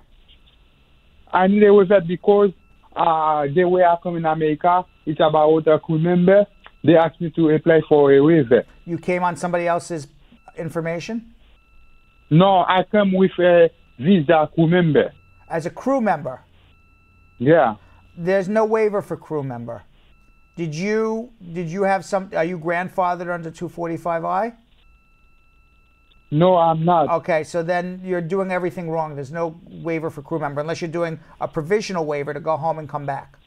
Is that what you're doing? Yeah, okay. I applied for a provisional. Yeah, okay, that's so what it's I a did. provisional waiver. Okay, now I understand. Yeah, okay. Yeah, I applied for this, and right. then so it's about last year, June. Okay, it takes about it's taken about a year now. Yeah, but my question for you, so my friend told me that if I go home, when I come back, when I go to embassy, they can ask me to apply another waiver when I go in my country. I don't know anything about your case. How would I know if they're going to apply? Do you No, have a criminal record? Do you have a criminal record? Have you lied to the government? There's a lot of reasons why you could be denied. But assuming you get your provisional waiver approved here, that would cover the fact that you worked and lived here illegally. Everything else, I don't know whether you need any other waivers. Did you commit a fraud? Do you have a criminal record? Do you have communicable diseases? No, I don't have any criminal record. But you're asking me, Daniel, listen to me. Yes. Okay? You're asking me, Brad, I applied for a waiver. When I go home, do I need any other waivers? How would I don't know anything about your case. How would I know? I'm presuming that your case is fine. Under the presumption that your case is fine, that you're not inadmissible under any other circumstance, no, you would not need a waiver. But I don't know that for a fact, unless I'm your lawyer, or at least have a consultation with you. So no, that's because my friend told me that they change everything now. In case they approve me, when I go home, they can ask me to apply another one for visa code because I stay with my visa. Well, you overstaying your time is not visa fraud. But what I would suggest you do, Daniel, okay, because you want to sleep well at night, is have a consultation with us. We'll review your whole case, and instead of listening to your friend who may or may not know what he's talking about, listen to me. I do know what I'm talking about, and just come in, and it's worth a consultation fee. Okay? Okay. So hold on one second. Hold on. All right, let's go to George in Somerset, Massachusetts. Hello? George. Yeah, hello, Brad. What's going on? Not much. I just got a question for you. I've been watching your videos on YouTube. Thank you. And, yeah, I got a question. 2 years ago, I tried to... I've been here in this country since 1992, right? Mm-hmm. So I want to become a USA citizen. But I run into a little problem in 1996, which I was accused of domestic violence. What happened with the case? What happened with it? They charged me with a misdemeanor. I went to probation for a year and domestic counseling. Okay. But she never pressed charges against me. When we went to court, she decided not to say anything or not. But you were still found guilty of a misdemeanor. But you were still found guilty of a misdemeanor. Yes, I did. Okay. I did. So 2 years ago, I hired a lawyer to look at my case and try to clean my record. Okay. And so I did, and he got the disposition right now is dismissed, but the motion is to expunge my record. All right. Let me ask you a question. So this happened in Massachusetts? No, in Rhode Island. In Rhode Island. Okay. So basically, from what I understand, is you were found guilty of a misdemeanor in Rhode Island. And now, 15 years later, you went to a lawyer, and the lawyer says, okay, I made a motion, and now the case is dismissed against you, basically. Is that what happened? Mm-hmm. Yes. That's what happened. Okay. Now, George, the lawyer got my record. George, where are you from? My case dismissed. Got it. Where are you from? Guatemala. Guatemala. And when you entered America, you ran across the frontier between Mexico and the U.S., or you came on a visa? No, I came with a green card. Oh, you came with a green card. Wonderful. Yes, I did. When did you come with a green card? In 1992. 1992. And in 1996, you have this... You have this conviction? Yes. Okay. I would not, under any circumstances, file anything with immigration at this moment. And let me explain to you why. Okay? Number one, based on what you're telling me, you still have a conviction for immigration, no matter what this lawyer does to clean up your case in 2018 and 2019. And the reason is this. Whatever he's doing is something called post-conviction relief. That doesn't eliminate your conviction or the definition of a conviction based on, for deportable reasons, for immigration. If you are found guilty of a crime and a sentence is imposed, that is a conviction for immigration, no matter what your lawyer does 20 years later, unless he actually vacates it, which is not what it sounds like he's doing. If he's vacating it, then that's a different story. It sounds like it's expungement, okay, which is the words that you used. So expungement does not eliminate this conviction for immigration. Now, what the law says is that if you're found guilty of a crime of moral turpitude within the first 5 years of your entry into the United States of America, you are a deportable alien, no ands, ifs, or buts about it. You entered the United States as a green card holder in 1992. You were found guilty of a domestic violence in 1996. If my math is right, that's 4 years. That's within the first 5 years of your entry into America. That makes you a deportable alien. The only reason you're not a deportable alien, and I don't know whether this is a fact or not until I actually see what you were found guilty of, is if it's what's called a petty offense. And what a petty offense would be is if the maximum sentence that the judge could have imposed on you is 1 year or less, and you spent less than 6 months in jail, it would be a petty offense, presuming they don't charge you for a crime of domestic violence, because that doesn't help in the petty offense exception. Petty offense exceptions for crimes of moral turpitude. So you have lots of ifs. And the reason you have lots of ifs is I don't know the Rhode Island statute, and I don't know your criminal case history. But sounds like you have a problem. And it sounds like this lawyer who's expunging your case ain't helping you one bit. You're wasting your money. I told them that I want the case vacant. Vacated is different than expunged. Yeah. Those are two different concepts. Expungement means you were found guilty.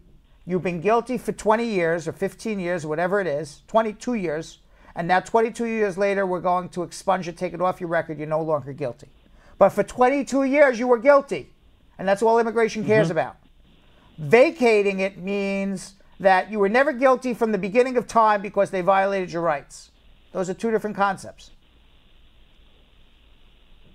You need help. You need help, my friend, because if this guy's expunging your case, he ain't helping you.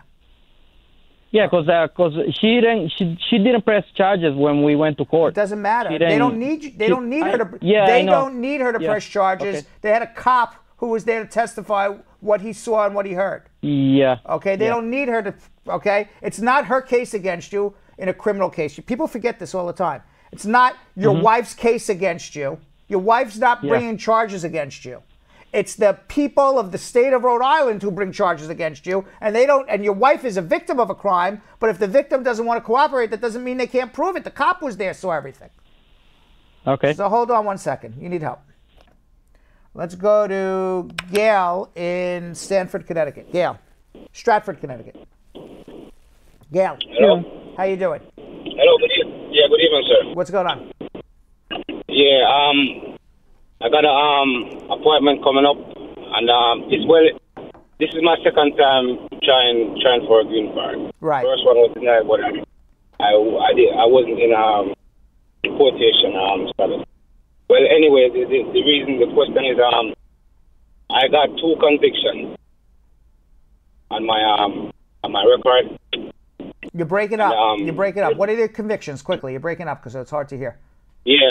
Hold on. I got Hello? Now I hear you. Yeah, I got 2 convictions. So I got one. What is the one was for? One was for in 2001. One was for disturbance of peace, and one was for and the other one was possession of marijuana. But the one for possession of marijuana, I had a fake ID, and I got both of them got dispossessed. Dispossessed? I don't know what dispossessed means. You mean both of them were dismissed? Well, dismissed, sorry. Dismissed, okay. All right. So number one, even if it's a fake name, guess what was not fake? Your fingerprints. Okay? Your fingerprints were real. Okay? So whether your name was Charlie, Sam, or Harry, your fingerprints say who you are. Gail, if that's your real name, or whatever your real name is. Okay? Yeah. So you were arrested twice. Both cases were dismissed, one in a fake name. You're applying for your citizenship now? Green card. Green card. Okay. As long as your cases were dismissed and they were 20 years ago, they're not going to have any effect on you unless this drug marijuana case was you trafficking. You know, they charged you with like major drug trafficking and your case was dismissed. But if it was just simple possession. It was like 15 grams. Yeah, it was possession. Yeah, simple possession. And don't worry about it because it was 20 years ago. So they only could deny your adjustment if you're a deportable alien or inadmissible alien, which you're not on 2 cases that were dismissed. Or they can deny your adjustment because you don't have good moral character. But these cases were from 20 years ago. So they can't take cases from 20 years ago and impute that you have bad moral character today unless there's something else in your history that we don't know about. So they can't, well, they can do whatever they want, but then they can't legally deny you for bad moral character from a case from 20 years ago that was dismissed. So the only reason they would deny you is for lying.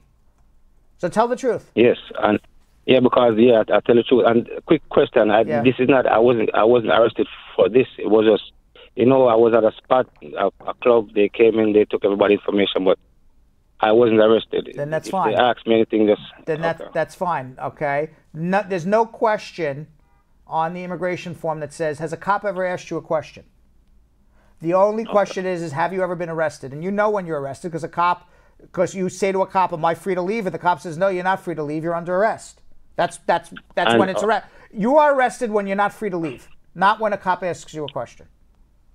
Okay, I'm not trying to draw out your time, but the lawyer I had used for another case before, I did a regular. I went to the state troopers department and did a fingerprint, and it just came up with one arrest on it. But you were arrested twice, right? Yes, sir. So then you tell the truth and get those 2 dispositions. Don't worry about what the state trooper fingerprint said. I appreciate it, man. Thank you. All right? Okay. All right. You're welcome.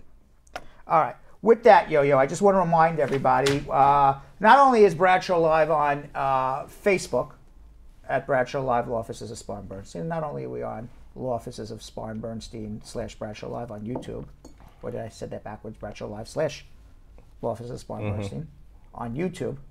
Bradshaw Live Spar Bernstein. Yes. Okay. I want everybody to like and follow Facebook page at Bradshaw Live Law Offices of Spar and Bernstein, and I want you to like and follow YouTube page at Bradshaw Live Law Offices of Spar and Bernstein. I also want to remind everybody we have an Instagram page, 2 of them. You have at Bradshaw Live. Please follow us on Instagram at Bradshaw Live, and I also have my own personal page where we talk about also immigration and my travels around the world, kind of like the Where's Waldo of immigration lawyers. And you can follow me at Real Brad Bernstein on Instagram as well. Yo-Yo has an Instagram page as well. I do. For all of his stuff outside of Bradshaw Live. And what is that, Yo-Yo, quickly? My Instagram is Yonathan Elias TV. Nice and easy. All right. So with that said, we're going to do something we like to call social media checking. All right, our first one comes from Catherine Saaz saying, what type of green card would I get if I was married for 10 years before applying for a green card? Would it be a CPR or a LPR? LPR. Okay. Shanique says, my question is, after I have received my I-797C notice of action, what's next? Notice of action that says, well, I don't know. What does the notice of action say? It's the I-797C. Okay. A I-797C is something that says the government either approved you, rejected you, or received something. So it's a notice of action. You have to tell me what is the actual action that the government did so I can tell you what the next action would be. Alicia Allen says, spouse is a green card holder filing for spouse in Jamaica from May 2017, almost 2 years now, and no approval as of yet. What's going on? The spouse is a permanent resident? Green card holder. What's going on is there's about a 3-year wait. All right. Leonora says, how long does it take after you file for them to send the receipt? 2 to 3 weeks. XO Cavella XO says, what kind of green card will a parent get when a daughter files for the mother? Is it a 10-year green card and the daughter is a U.S. citizen? Yes, a 10-year green card. You only get 2-year green cards in marriage. All right. Sasha says, hey, Brad, is it taking so long to get a reply after the interview? Yes. Welcome to Trump land. Right. It sucks. I hate Trump land. Ron Adams says, question, my U.S. citizen friend married a guy from the Philippines in 2017, and her husband had an interview at the U.S. Embassy in Manila. Yes, or last August 2018, and now it's under administrative processing. And just at this January 2019, the U.S. Embassy conducted an investigation in the neighborhood of her husband in the Philippines. They interviewed the neighbors if they know the petitioner and all. Now, my U.S. citizen friend wants to know if they'll be doing an investigation here too in the U.S. and will they be asking their neighbors as well? What's the best thing to do in this situation? I doubt they'll do an investigation in the U.S. because the investigation is being done by the U.S. Embassy in the Philippines. I doubt they're going to fly to New York or wherever you may be. But the best situation would be is to contact the U.S. Embassy and say, hey, this is a real marriage. Bring my husband over here. If you have any questions, I'm happy to fly to the Philippines and answer them. Maybe the neighbors don't know who you are because why would they know who their spouse is in the United States? Right. I mean, if you married somebody in, I don't know, in any country outside of the United States, okay, and you wanted to go immigrate to the Philippines, and the Philippine consulate came up through Harlem and knocking on your neighbor's doors, hey, you know who Yo-Yo's wife is in another country? They said, I don't even know who Yo-Yo is, let alone who the wife is. I didn't know he was married. Or yes, I know the guy, but I didn't know he got married. So what you need to do is you need to contact the U.S. Embassy or have a lawyer contact the U.S. Embassy, and instead of them going around investigating the entire thing, go in and have an interview with your wife and let them ask you all the questions you want and take a Stokes interview. All right, next is Enoch saying, what does it take to have a B1 visiting visa extended for another period of up to 6 months when already in the USA? Answered it in the opening. Okay. Oh, you did. See? That's why you put the hammer. Somebody else. You see, now I'm gonna not be able to say one question because of that. Kennedy Roy says, hi, if a person has a green card for 9 months and gets caught with a joint, will that affect that person in any way?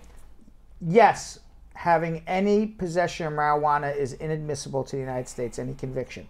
So if they are found guilty of possession of marijuana, they ain't traveling anymore, unless they want to get deported. And if it's more than 30 grams, they're getting deported here within the first 7 months. All right. Jamila says, good day. I wanted to know how long it takes for a United States citizen daughter to file for her mother who lives in Trinidad. 12 to 15 months. Elam AC says, how much is the removal proceedings in U.S. immigration if we will fight it or fight for it? You're asking me what my legal fee is? I don't know. My legal fee is based on the time I'm going to spend on your case, the complexity of your problems, and how difficult a human being you are. True, because some people need more hand-holding than others. Right. So that's how I base my fees. How hard is the case? How many hours am I going to work on it? And how much am I going to have to deal with you because you have your own personal anxieties? So are there any, I have no idea are there any forms that you have to fill out for that to removal proceedings in U.S. Removal proceedings is deportation. Oh, it's not a form. You go to court and you got to court. And so argue it's why just you shouldn't be deported. Represent. Yeah, right. I don't know. Deandra says, my BFF and I plan to get married soon. How long will it take to get a green card if he's a citizen? 12 to 24 months. Lloyd says, can my friend leave a bad relationship and still get her 10-year green card? Yes. How would you do that? I don't know what the situation is with the friend. Okay. Like, do they have a 2-year green card? Then you would get divorced or prove abuse and prove it's a real marriage. If they don't have a 2-year green card, if there is abuse or extreme emotional abuse, then you can do it that way too, assuming VAWA is extended, which we all assume will happen. So there are ways. Will she particularly get it? I have no idea. I don't know anything about her. All right. Okasabawa Thompson.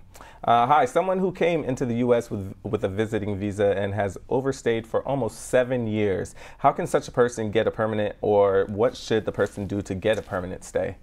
Call 1-800-529-5465. That's facts. Samantha James says, good day, asking for a friend. If you're a U.S. citizen or your U.S. citizen's parents are filing for you and she put in the papers March 2019, will his 14-year-old son be on it when the time comes for him to leave Jamaica? What do you mean March? I don't understand what you put on the papers March 2019. She put in the papers. What does it have to do with so she just put it in this month. March 2019. Yes. And who filed? The U.S. citizen's parents. Oh. You're asking me, is the 14-year-old gonna get through before 21? Yeah. Magic 8 ball. How long is the waiting list going to be for parents filing for children? Will that son, who's 14, make it to 21? I don't know. I mean, right. Yes. Okay. Magic 8 Ball says yes. It's a 7-year wait, so it'll be close. I don't know. All right. You can't ask me future questions. I don't know what the future will be. Right, right. That's why I have the Magic 8 Ball. It's the only thing here that I will tell the future. What will happen in the future? I asked the Magic 8 Ball. If it's the actual truth or not, right, we don't know. Adetayo says, Brad, I came here with a student visa F1, but couldn't go to school because I'm financially incapacitated to pay the high tuition fee. What can I do to change the status? You're incapacitated? Is he saying, or is this a man or a woman? It's a man. Is he saying that he can't afford to pay the high tuition fee? Okay, that's different than saying I'm incapacitated. Incapacitated means that you're stuck under a rock or something. You can't move. I'm like, wow. He's got to worry. He's stuck. Right. He's got to worry more about getting out from that. Right. You know, it's not you who's supposed to pay. You were supposed to get somebody to pay for you, an affidavit of support from auntie or uncle. And if you can't afford to pay it, you're supposed to leave. Now, if it's more than a year and something has changed, so for example, you're in school for a year and something now has changed that you were expecting auntie to give you the money and now auntie's not giving you the money, then you can apply for a hardship work permit. That you can do, but it has to be more than a year and your financial circumstances you have to show has changed. All right, Sweet Spicy says, hey Brad, how many weeks the National Visa Center will review all the financial documents and supporting documents before they schedule interviews overseas? It should be 4 to 8 weeks, but now it's like 18 to 16 weeks. All right, 18 to 16 weeks. I meant 8 to 16 weeks. 8 to 16 weeks. Yeah. Kazagoy says, after my VAWA got approved, I received a notice on my USCIS app that my I-485 has been transferred to a new office that has jurisdiction for further processing. What does it mean? I'm in Houston. It means that they transferred your case to somewhere else to process it. That's exactly what it means. Lovely Mimi says, hey Brad, would it be a problem with immigration regarding living together, bona fide marriage, if my husband, who is a U.S. citizen, goes off for training for a federal job for 5 to 6 months? No, as long as he's coming back to your home and you can show it's a bona fide marriage. V. Lynn says, how long should you physically be together for applying for a green card? You have to be married and physically living together for 24 hours. Vanessa Wish says, what to expect after your status change to case was received by your local office, I-130, based on marriage? It means expect that you're going to get an interview soon. Hey. Shujat Khan says, my I-485 denial, denied, I guess. I filed my I-290B in November 27th, but what is the time limit for, what is this, DECIAN? DECIAN. Deacon? Is the time limit for a religious worker? No, that's not deacon. What? Deacon is DEACON. What is this? DECIAN, like Deacon. I don't think that's what he meant. So he says my Deacon. He said my I-485 denial. I filed I-290 in November 27. What is the time limit for Deacon? DECIAN. Motion. Maybe motion? Motion, because that's a motion to reopen. Oh, well over a year. You're better off just refiling your adjustment and withdrawing the motion to reopen. I hate motions to reopen on adjustments. Oh, okay. Okay. Tyreek says, my friend overstayed his, my friend overstayed his summer work and travel J1 visa. How can he get legal, and how does he go about doing it? 1-800-529-5465. Yeah, because you have to know I don't know anything about him. You have to know All I know more. is a man overstayed his visa. Give me a green card. Exactly. I mean, I'm good. I'm not that good. Right. No, you are that good. Yeah, but I can't. Look, see? Always have your brother on your side. Even when you don't think so. Let's keep going. Let's keep going. David Gabriel says, Brad, I have a question. Can you answer before I leave for work in 10 minutes? Yes. My question is 45 minutes ago. Yes, right. Okay. But he's still listening. My question is, if Jack and Jill is married, Jack is a citizen, and Jill got her citizenship, can Jack have USCIS revoke her passport because they have issues with you? They have issues. Wait, Jack and Jill. Jack and Jill are married. Got married. Jack is a citizen. Jill got her citizenship. Can Jack have USCIS revoke her passport because they have issues? No. But Jack can fall down the mountain and Joe can I follow knew after. he was going to say that. But so no? No. You can't. Okay. Ken Gibbett says, hey, Brad Squad. So I understand that they're not giving green cards to VAWA applicants because VAWA hasn't extended yet, but are they processing and at least giving a prima facie or prima facie? They are funded to process VAWA cases through the end of the year. People who have their I-360s approved will get their green cards because they already approved it before the end of the VAWA cases, and they're processing them for green cards. People who don't have the I-360s, everybody's kind of in limbo waiting to see what's going to happen. Lauren says, hey, I'm a U.S. citizen and want to file for my parents. They overstayed their tourist visa. They live with my sister. Is it okay when I file for them to put my address as their mailing address? And is it also okay if they don't live with me? Thank you. Who's filing for who? She is. She is a U.S. citizen. She wants to file for her parents who are... You don't have to live with your parents. Okay, they overstayed their tourist visa, so she can put her mailing address? Yes. Okay, Vanish said, hey, Brad, if you submit your adjustment in October, when can you look to get your work permit? April. Mel Byrne says, hey, Brad, my friend went to her I-485 interview in November 2018 before her 2-year anniversary. She received an intent to deny notice and was told to file a 601 waiver to overcome inadmissibility. The waiver was approved after 2 years anniversary. Will she receive a 10-year green card? Yes. Shine Williams says, if a person holds license for another, or maybe holds a license for another country and is on a visitor's visa in America, can that person drive while visiting? It's state by state. In New York State, you're allowed to drive on a foreign driver's license for the first 90 days you're in America.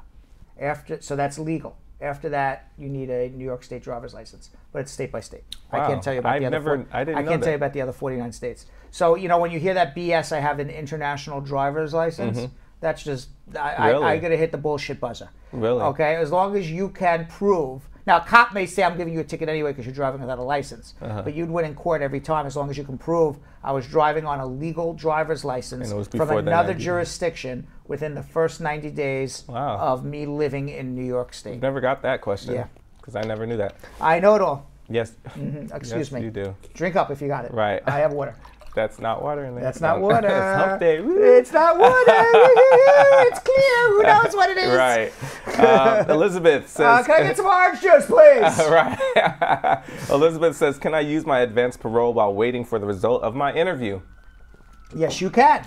Camise says, if my spouse divorces me while I'm outside the U.S. visiting my son, what do I have to do? And she's threatening me if I came back, threatening me that she said that I married her for a green card. You have a green card, then come back and you fight the divorce, and then you just get to live here.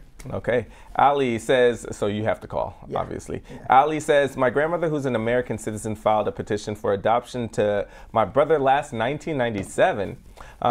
During the process, their lawyer passed away and the grandma didn't hear anything about the case until now. My grandma is now 84 years old and filed a dual citizenship, Philippines and the U.S. And now living in the Philippines since she's older.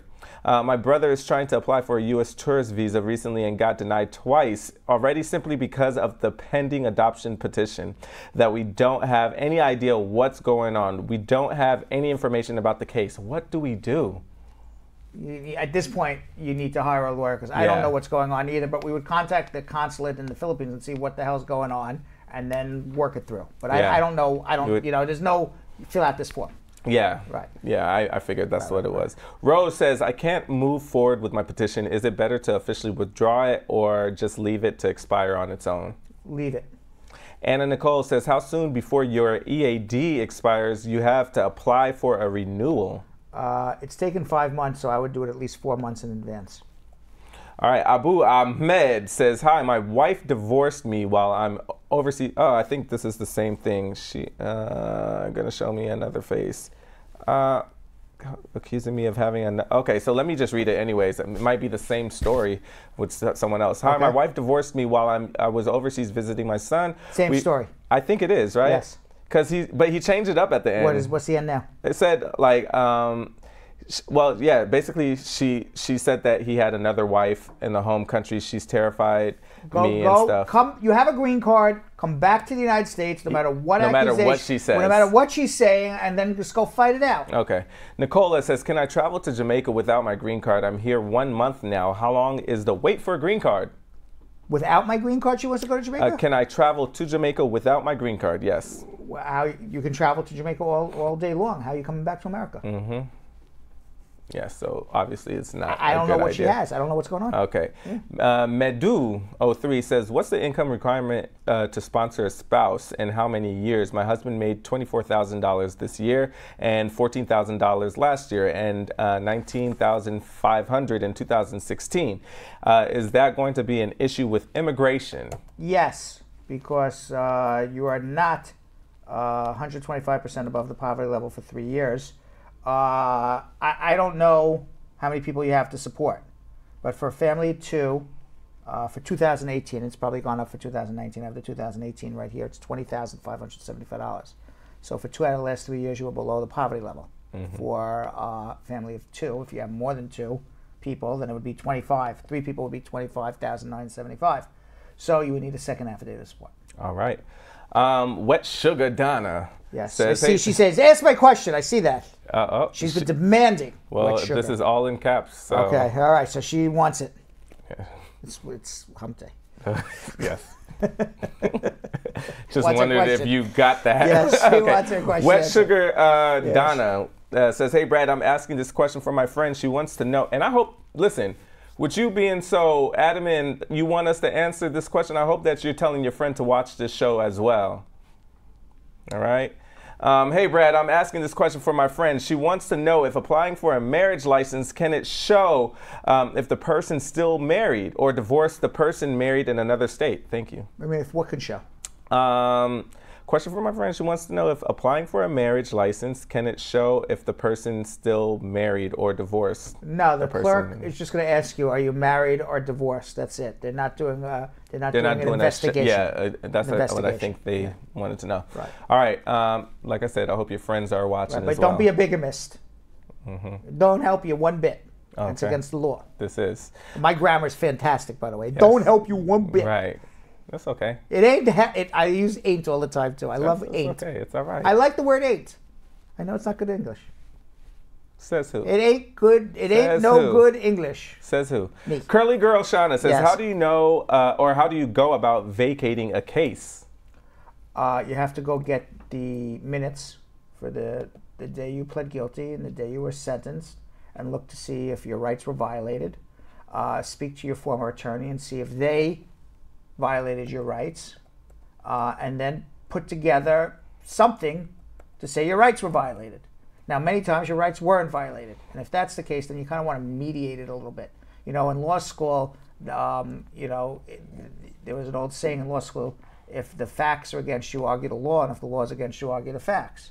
So if the law is against you, then you argue the facts, and you kind of try to mediate it in a way that, you know, make it sad.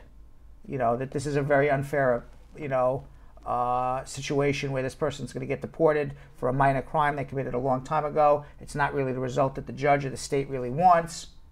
Let's see if we can plead guilty to something else. So, I mean, there's ways to do it.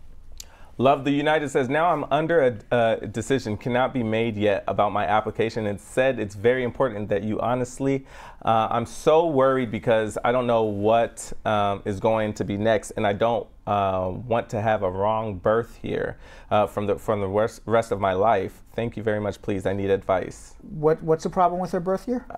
It says, I don't want to have a wrong birth year from the rest of my life.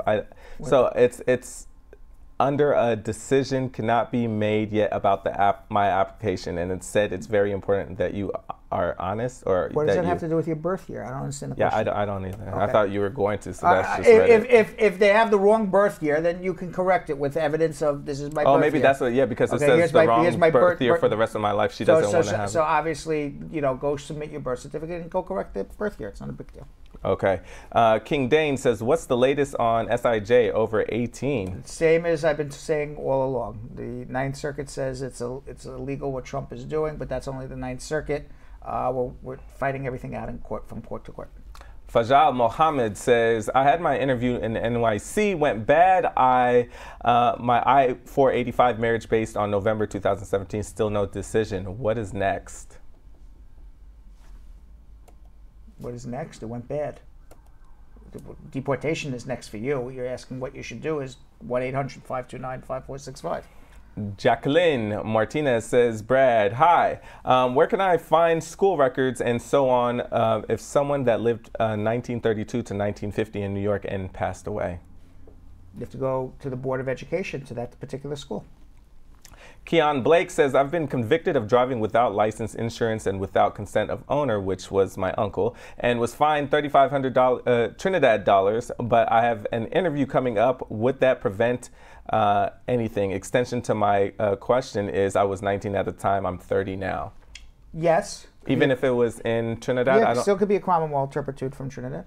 Okay. I don't know what he pled guilty to. I would need to figure out what the criminal code for Trinidad is. Okay. And the last one. Yes.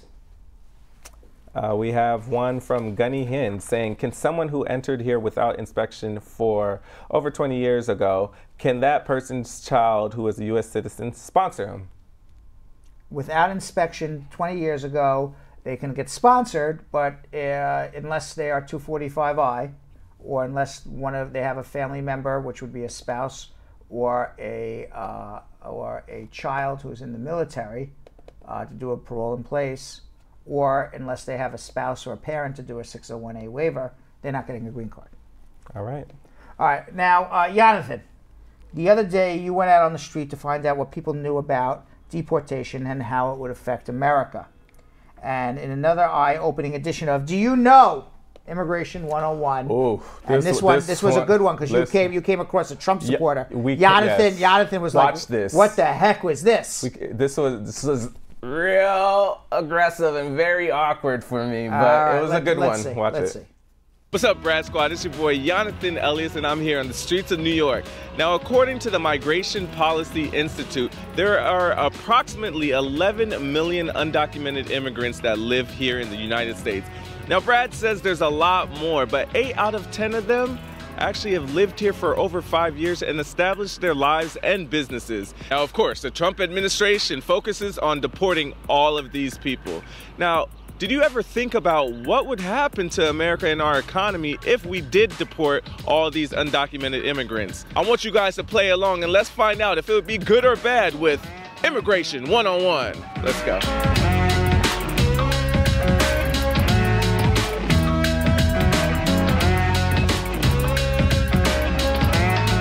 Hey, what's up, man? How's it going? I'm good. How you doing? Hi, Mom. Hey, you looking real fly. Thanks, man. What's your name? Yeah, I'm Jake. Jake? Yeah, where you from? J-A-Y''Q. Whoa, he's a fancy one. Yeah. What's up, Mom? You fancy too. I like this. That's nice. Oh, yeah, you know, I'm trying to be on your level. How you doing today? I'm okay, thank you. How are you? I'm amazing. What's your name? Evelyn Longoria. I love your smile. Oh, thank you. No problem.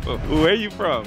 New Jersey. And you're from? Sicily. Nice, nice. Are you visiting?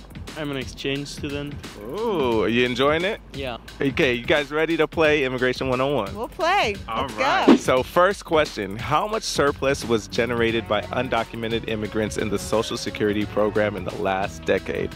Was it A, 25 billion, B, 75 billion, C, $100 billion, or D, $150 billion? A. B. It was C. How much surplus was generated by undocumented immigrants in the Social Security program in the last decade? I'm gonna have to go with C on this. Whoa, check you out. Yeah. All right, all right. Yeah. Jake with the Q. How much surplus was generated by undocumented immigrants in the Social Security program in the last decade? C. Ooh, okay. Oh, you got that. See, I knew you were smart. For nearly 8 decades, The United States Social Security program has played a vital role in ensuring the financial well-being of tens of millions of seniors and disables. An analysis from the Center on Budget and Policy Priorities found that the Social Security is responsible for keeping more than 22 million people out of poverty, including over 15 million seniors. Fun fact, undocumented immigrants still have to pay their taxes, even though they're not eligible for any of the benefits that U.S. citizens are. This includes Social Security. From 1990 to 2013, the undocumented population in the United States tripled. How much did violent crime in America decline during the same time period? Was it A, 0, B, 20%, C, 30%, or D, 48%? I'd say A. C. Was it A, 0, B, went down 20%, C, went down 30%, or D, it went down 48%? C. From 1990 to 2013, the undocumented population in the United States tripled. How much did violent crime in America decline during the same period? I feel like it's D. It is D, 48%. Okay, Yeah, okay, so good. meaning undocumented immigrants aren't out here doing the crime. Fair enough. It is D. It went down 48%. Close. Wow. That's good though. Yeah, okay. See? D. You don't believe I don't that? believe that, but go ahead. It makes sense. Why would anyone risk their lives and their families' lives to come to a new country just to make trouble? They're trying to do better for their lives, not go to prison. Fun fact, instead of committing crimes, these undocumented immigrants are actually working and paying taxes in our system while not receiving the benefits that we get as US citizens. All right, next one. How much would America's labor force be affected due to mass deportation? Would it go up 3.2%, go up 4.5%, shrink 6.4%, or shrink 8.6%? It'll go up, the second one, the B. Would it go up 3.2%, go up 4.5%? Would it go down 6.4%, or go down 8.6%? I'm gonna have to go with D on this one again. How much would America's labor force, meaning how many people are employed, would be affected due to mass deportation? Would it go up 3.2%, go up 4.5%, shrink 6.4%, or shrink 8.6%? How much would the workforce go down, or how many jobs would be vacated for actual citizens of our country? I would say C. C. You are correct. It was C. Goes down 6.4%. C. It'll go down 6.4%. Okay, I didn't think so. You didn't think that, huh? To prove a point, here's a fact about Arizona. Since SB 1070 has passed, the number of jobs in Arizona has decreased by 2.5%. All right, next, what's the estimated effect on the U.S. gross domestic product, which is a monetary measure of marketing value of all final goods and services produced in a period of time? So what would the effect be on the U.S. GDP as a result of mass deportation? Would it be A, no effect, B, it'll go down $1.6 trillion, C, go down $5 trillion, or D, go up $3.2 trillion? Go up, D. All right, what is the estimated effect on the U.S. Gross domestic product as a result of mass deportation?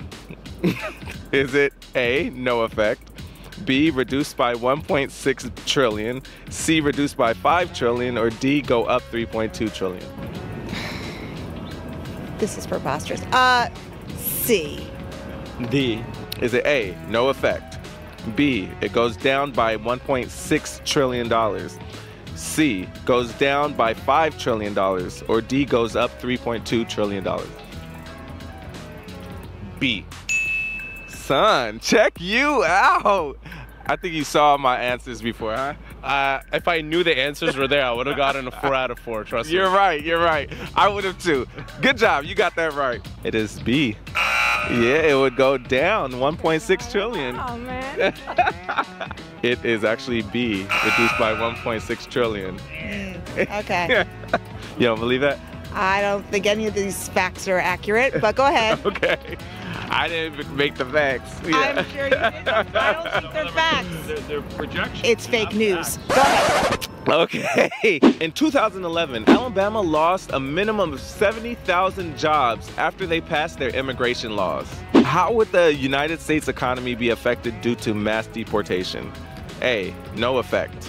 B, shrink 5.7%. C, go up 5%. Or D, go up 11%. I have to go with B again on this one. Son, yeah, shrink 5.7%. All right. Yo. I feel like that was a gimme. It low-key was. That one, like, you guys lobbed that one up for me. How would the United States economy be affected due to mass deportation? Is it A, no effect, B, go down 5.7%, C, go up 5%, or D, go up 11%? Down. B. It is B. It will, yeah, you're right. You got it. You'll go down 5.7%. You got that. I learned. You learned. See? See? Now you're getting it. How would the United States economy be affected due to mass deportation? D. C. It is B. The 5.7, go down 5.7%. If America loses 11 million undocumented immigrants, that means there would be 6.4% fewer people working in the United States. And that would impact the number of people paying taxes, money our government needs in order to run. It would also affect the unemployment rate. And let's not forget the many workers who would be deported would be leaving jobs that most Americans do not want to do, meaning a huge amount of American businesses wouldn't be able to fill jobs that we all need. That's just not good. How much would mass deportation directly cost the federal government? Nobody knows.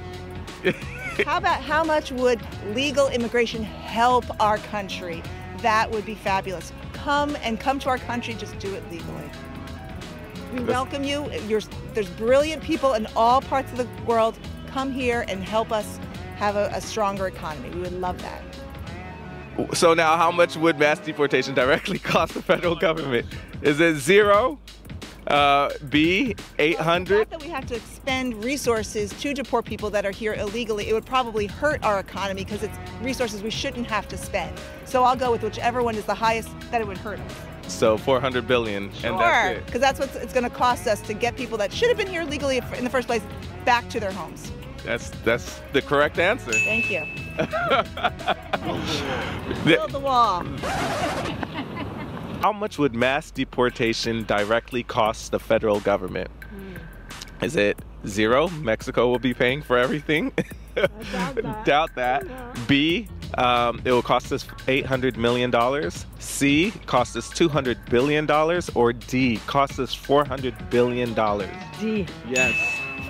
You got that. Yes, it would cost us $400 billion. I figured it would. Yeah. So Mexico doesn't want to pay it, so they're not paying it. Nope. Yeah. Now, how much would mass deportation directly cost the federal government? Would it be 0, meaning Mexico pays for all of it? Yeah. I mean, they're already supposed to pay for the wall. They might as well pay for the mass deportation too. Right. Or B, 800 million, C, 200 billion, or D, 400 billion dollars. I'll go with D on this one. Yo, Jake. Yeah. I'm gonna call you Jacqui. Jacqui. Yo, good job, man. You would think I know a thing or two about immigration, but I don't know. I think I just got lucky. You did amazing, man. Thank you, I appreciate it. By even the most conservative estimates, finding, apprehending, detaining, processing, and transporting the undocumented population would deal a great recession, meaning a blow to the U.S. economy. Thanks everyone for playing along. I hope you guys learned a lot. And special thanks to the American New Economy and also the economist Doug Holtz-Eakins, the American Action Forum, for all these amazing facts. Until next time, back to the studio. All right, so Yonathan, a couple things here. Okay, number one, it's very disingenuous to say we welcome everybody legally, but we don't welcome anybody illegally. But when the laws are so broken and you can't come here legally, when Trump prevents you from even applying for asylum at a border crossing, there's no legal process to go through for many, many people. Right. So it's very disingenuous to say we welcome legal immigration when that process is extraordinarily difficult. We hear that every day here. How long does it take for my kid, my child, to come join me? 8, 9, 10 years. By the way, all the facts in this piece were taken from the New American Economy and economist Doug Holtz-Aiken's American Action Forum. Some quick facts. In 2010, SB 1070 was passed in Arizona. It was at the time the strictest anti-illegal immigration measure ever passed in the United States. So what happened? The immigrants left Arizona, or many did, and since then, the number of jobs being made in Arizona has decreased by 2.5%. Yep. While the rest of the U.S. economy increases, Arizona decreases. Here's another state that decreases. Alabama in 2011 passed another strict immigration law policy. So what happened? Immigrants leave Alabama. And it's estimated that Alabama has lost over 70,000 jobs within the first year of passing that law, and potentially has cost the state over $10.8 billion in gross domestic products every year. So Alabama, you get what you pay for. Yep. With that, comments of the day.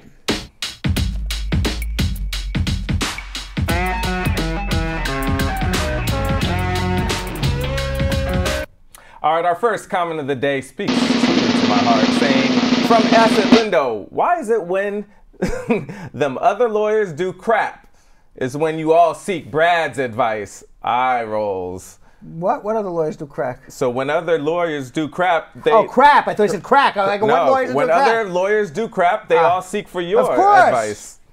Nobody comes to me with an easy case. See? Mm-hmm. If you don't make the mistake... Mm-hmm. Yes. Just make Brad your lawyer the first time. Correct. All right, our second one comes on YouTube from Loretta Brown. She's actually singing a song. She made some lyrics for me saying, you acting like a yo-yo, baby. You just can't settle down. You acting like a yo-yo, baby. You just go love around. Woo!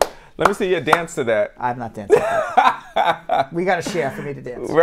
Yes. Well, you know, they're not going to do that. They didn't do that. All right. Our third one comes from Princess Black saying, let us vote for Brad Bernstein to take over all these lawyers' cases because they seem like they're not helping these people. Well, that would. I don't know if I'd be able to do the show if I did all that. Yeah, that's true. But thank you very much. And our last comment of the day comes from Tanisha McNabb on Facebook saying, listening to you today, Brad, makes me realize that you're more than just an immigration lawyer. You are a marriage counselor, godfather, and the squad team leader. All right. Yes. I like that. Brad. I like that. We'll see you all tomorrow. Lisa Bling Rose, I will be here next week. I don't know what you're saying.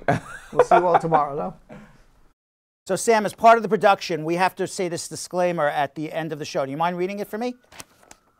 Okay, but you know, Brad, I have to do everything around here. It's bad enough I've got to remember everything that happened on the episode from the previous day. Forget it. I'll do it. The proceeding was information only and not specific legal advice. Consult an attorney about your individual situation. Prior successful results do not guarantee a similar outcome in the future. To make an appointment with the Spar and Bernstein law firm located at 225 Broadway in New York City, call 1-800-529-5465. That's 1-800-529-5465. Easy to remember, 1-800-LAWLINK. That's 1-800-LAWLINK.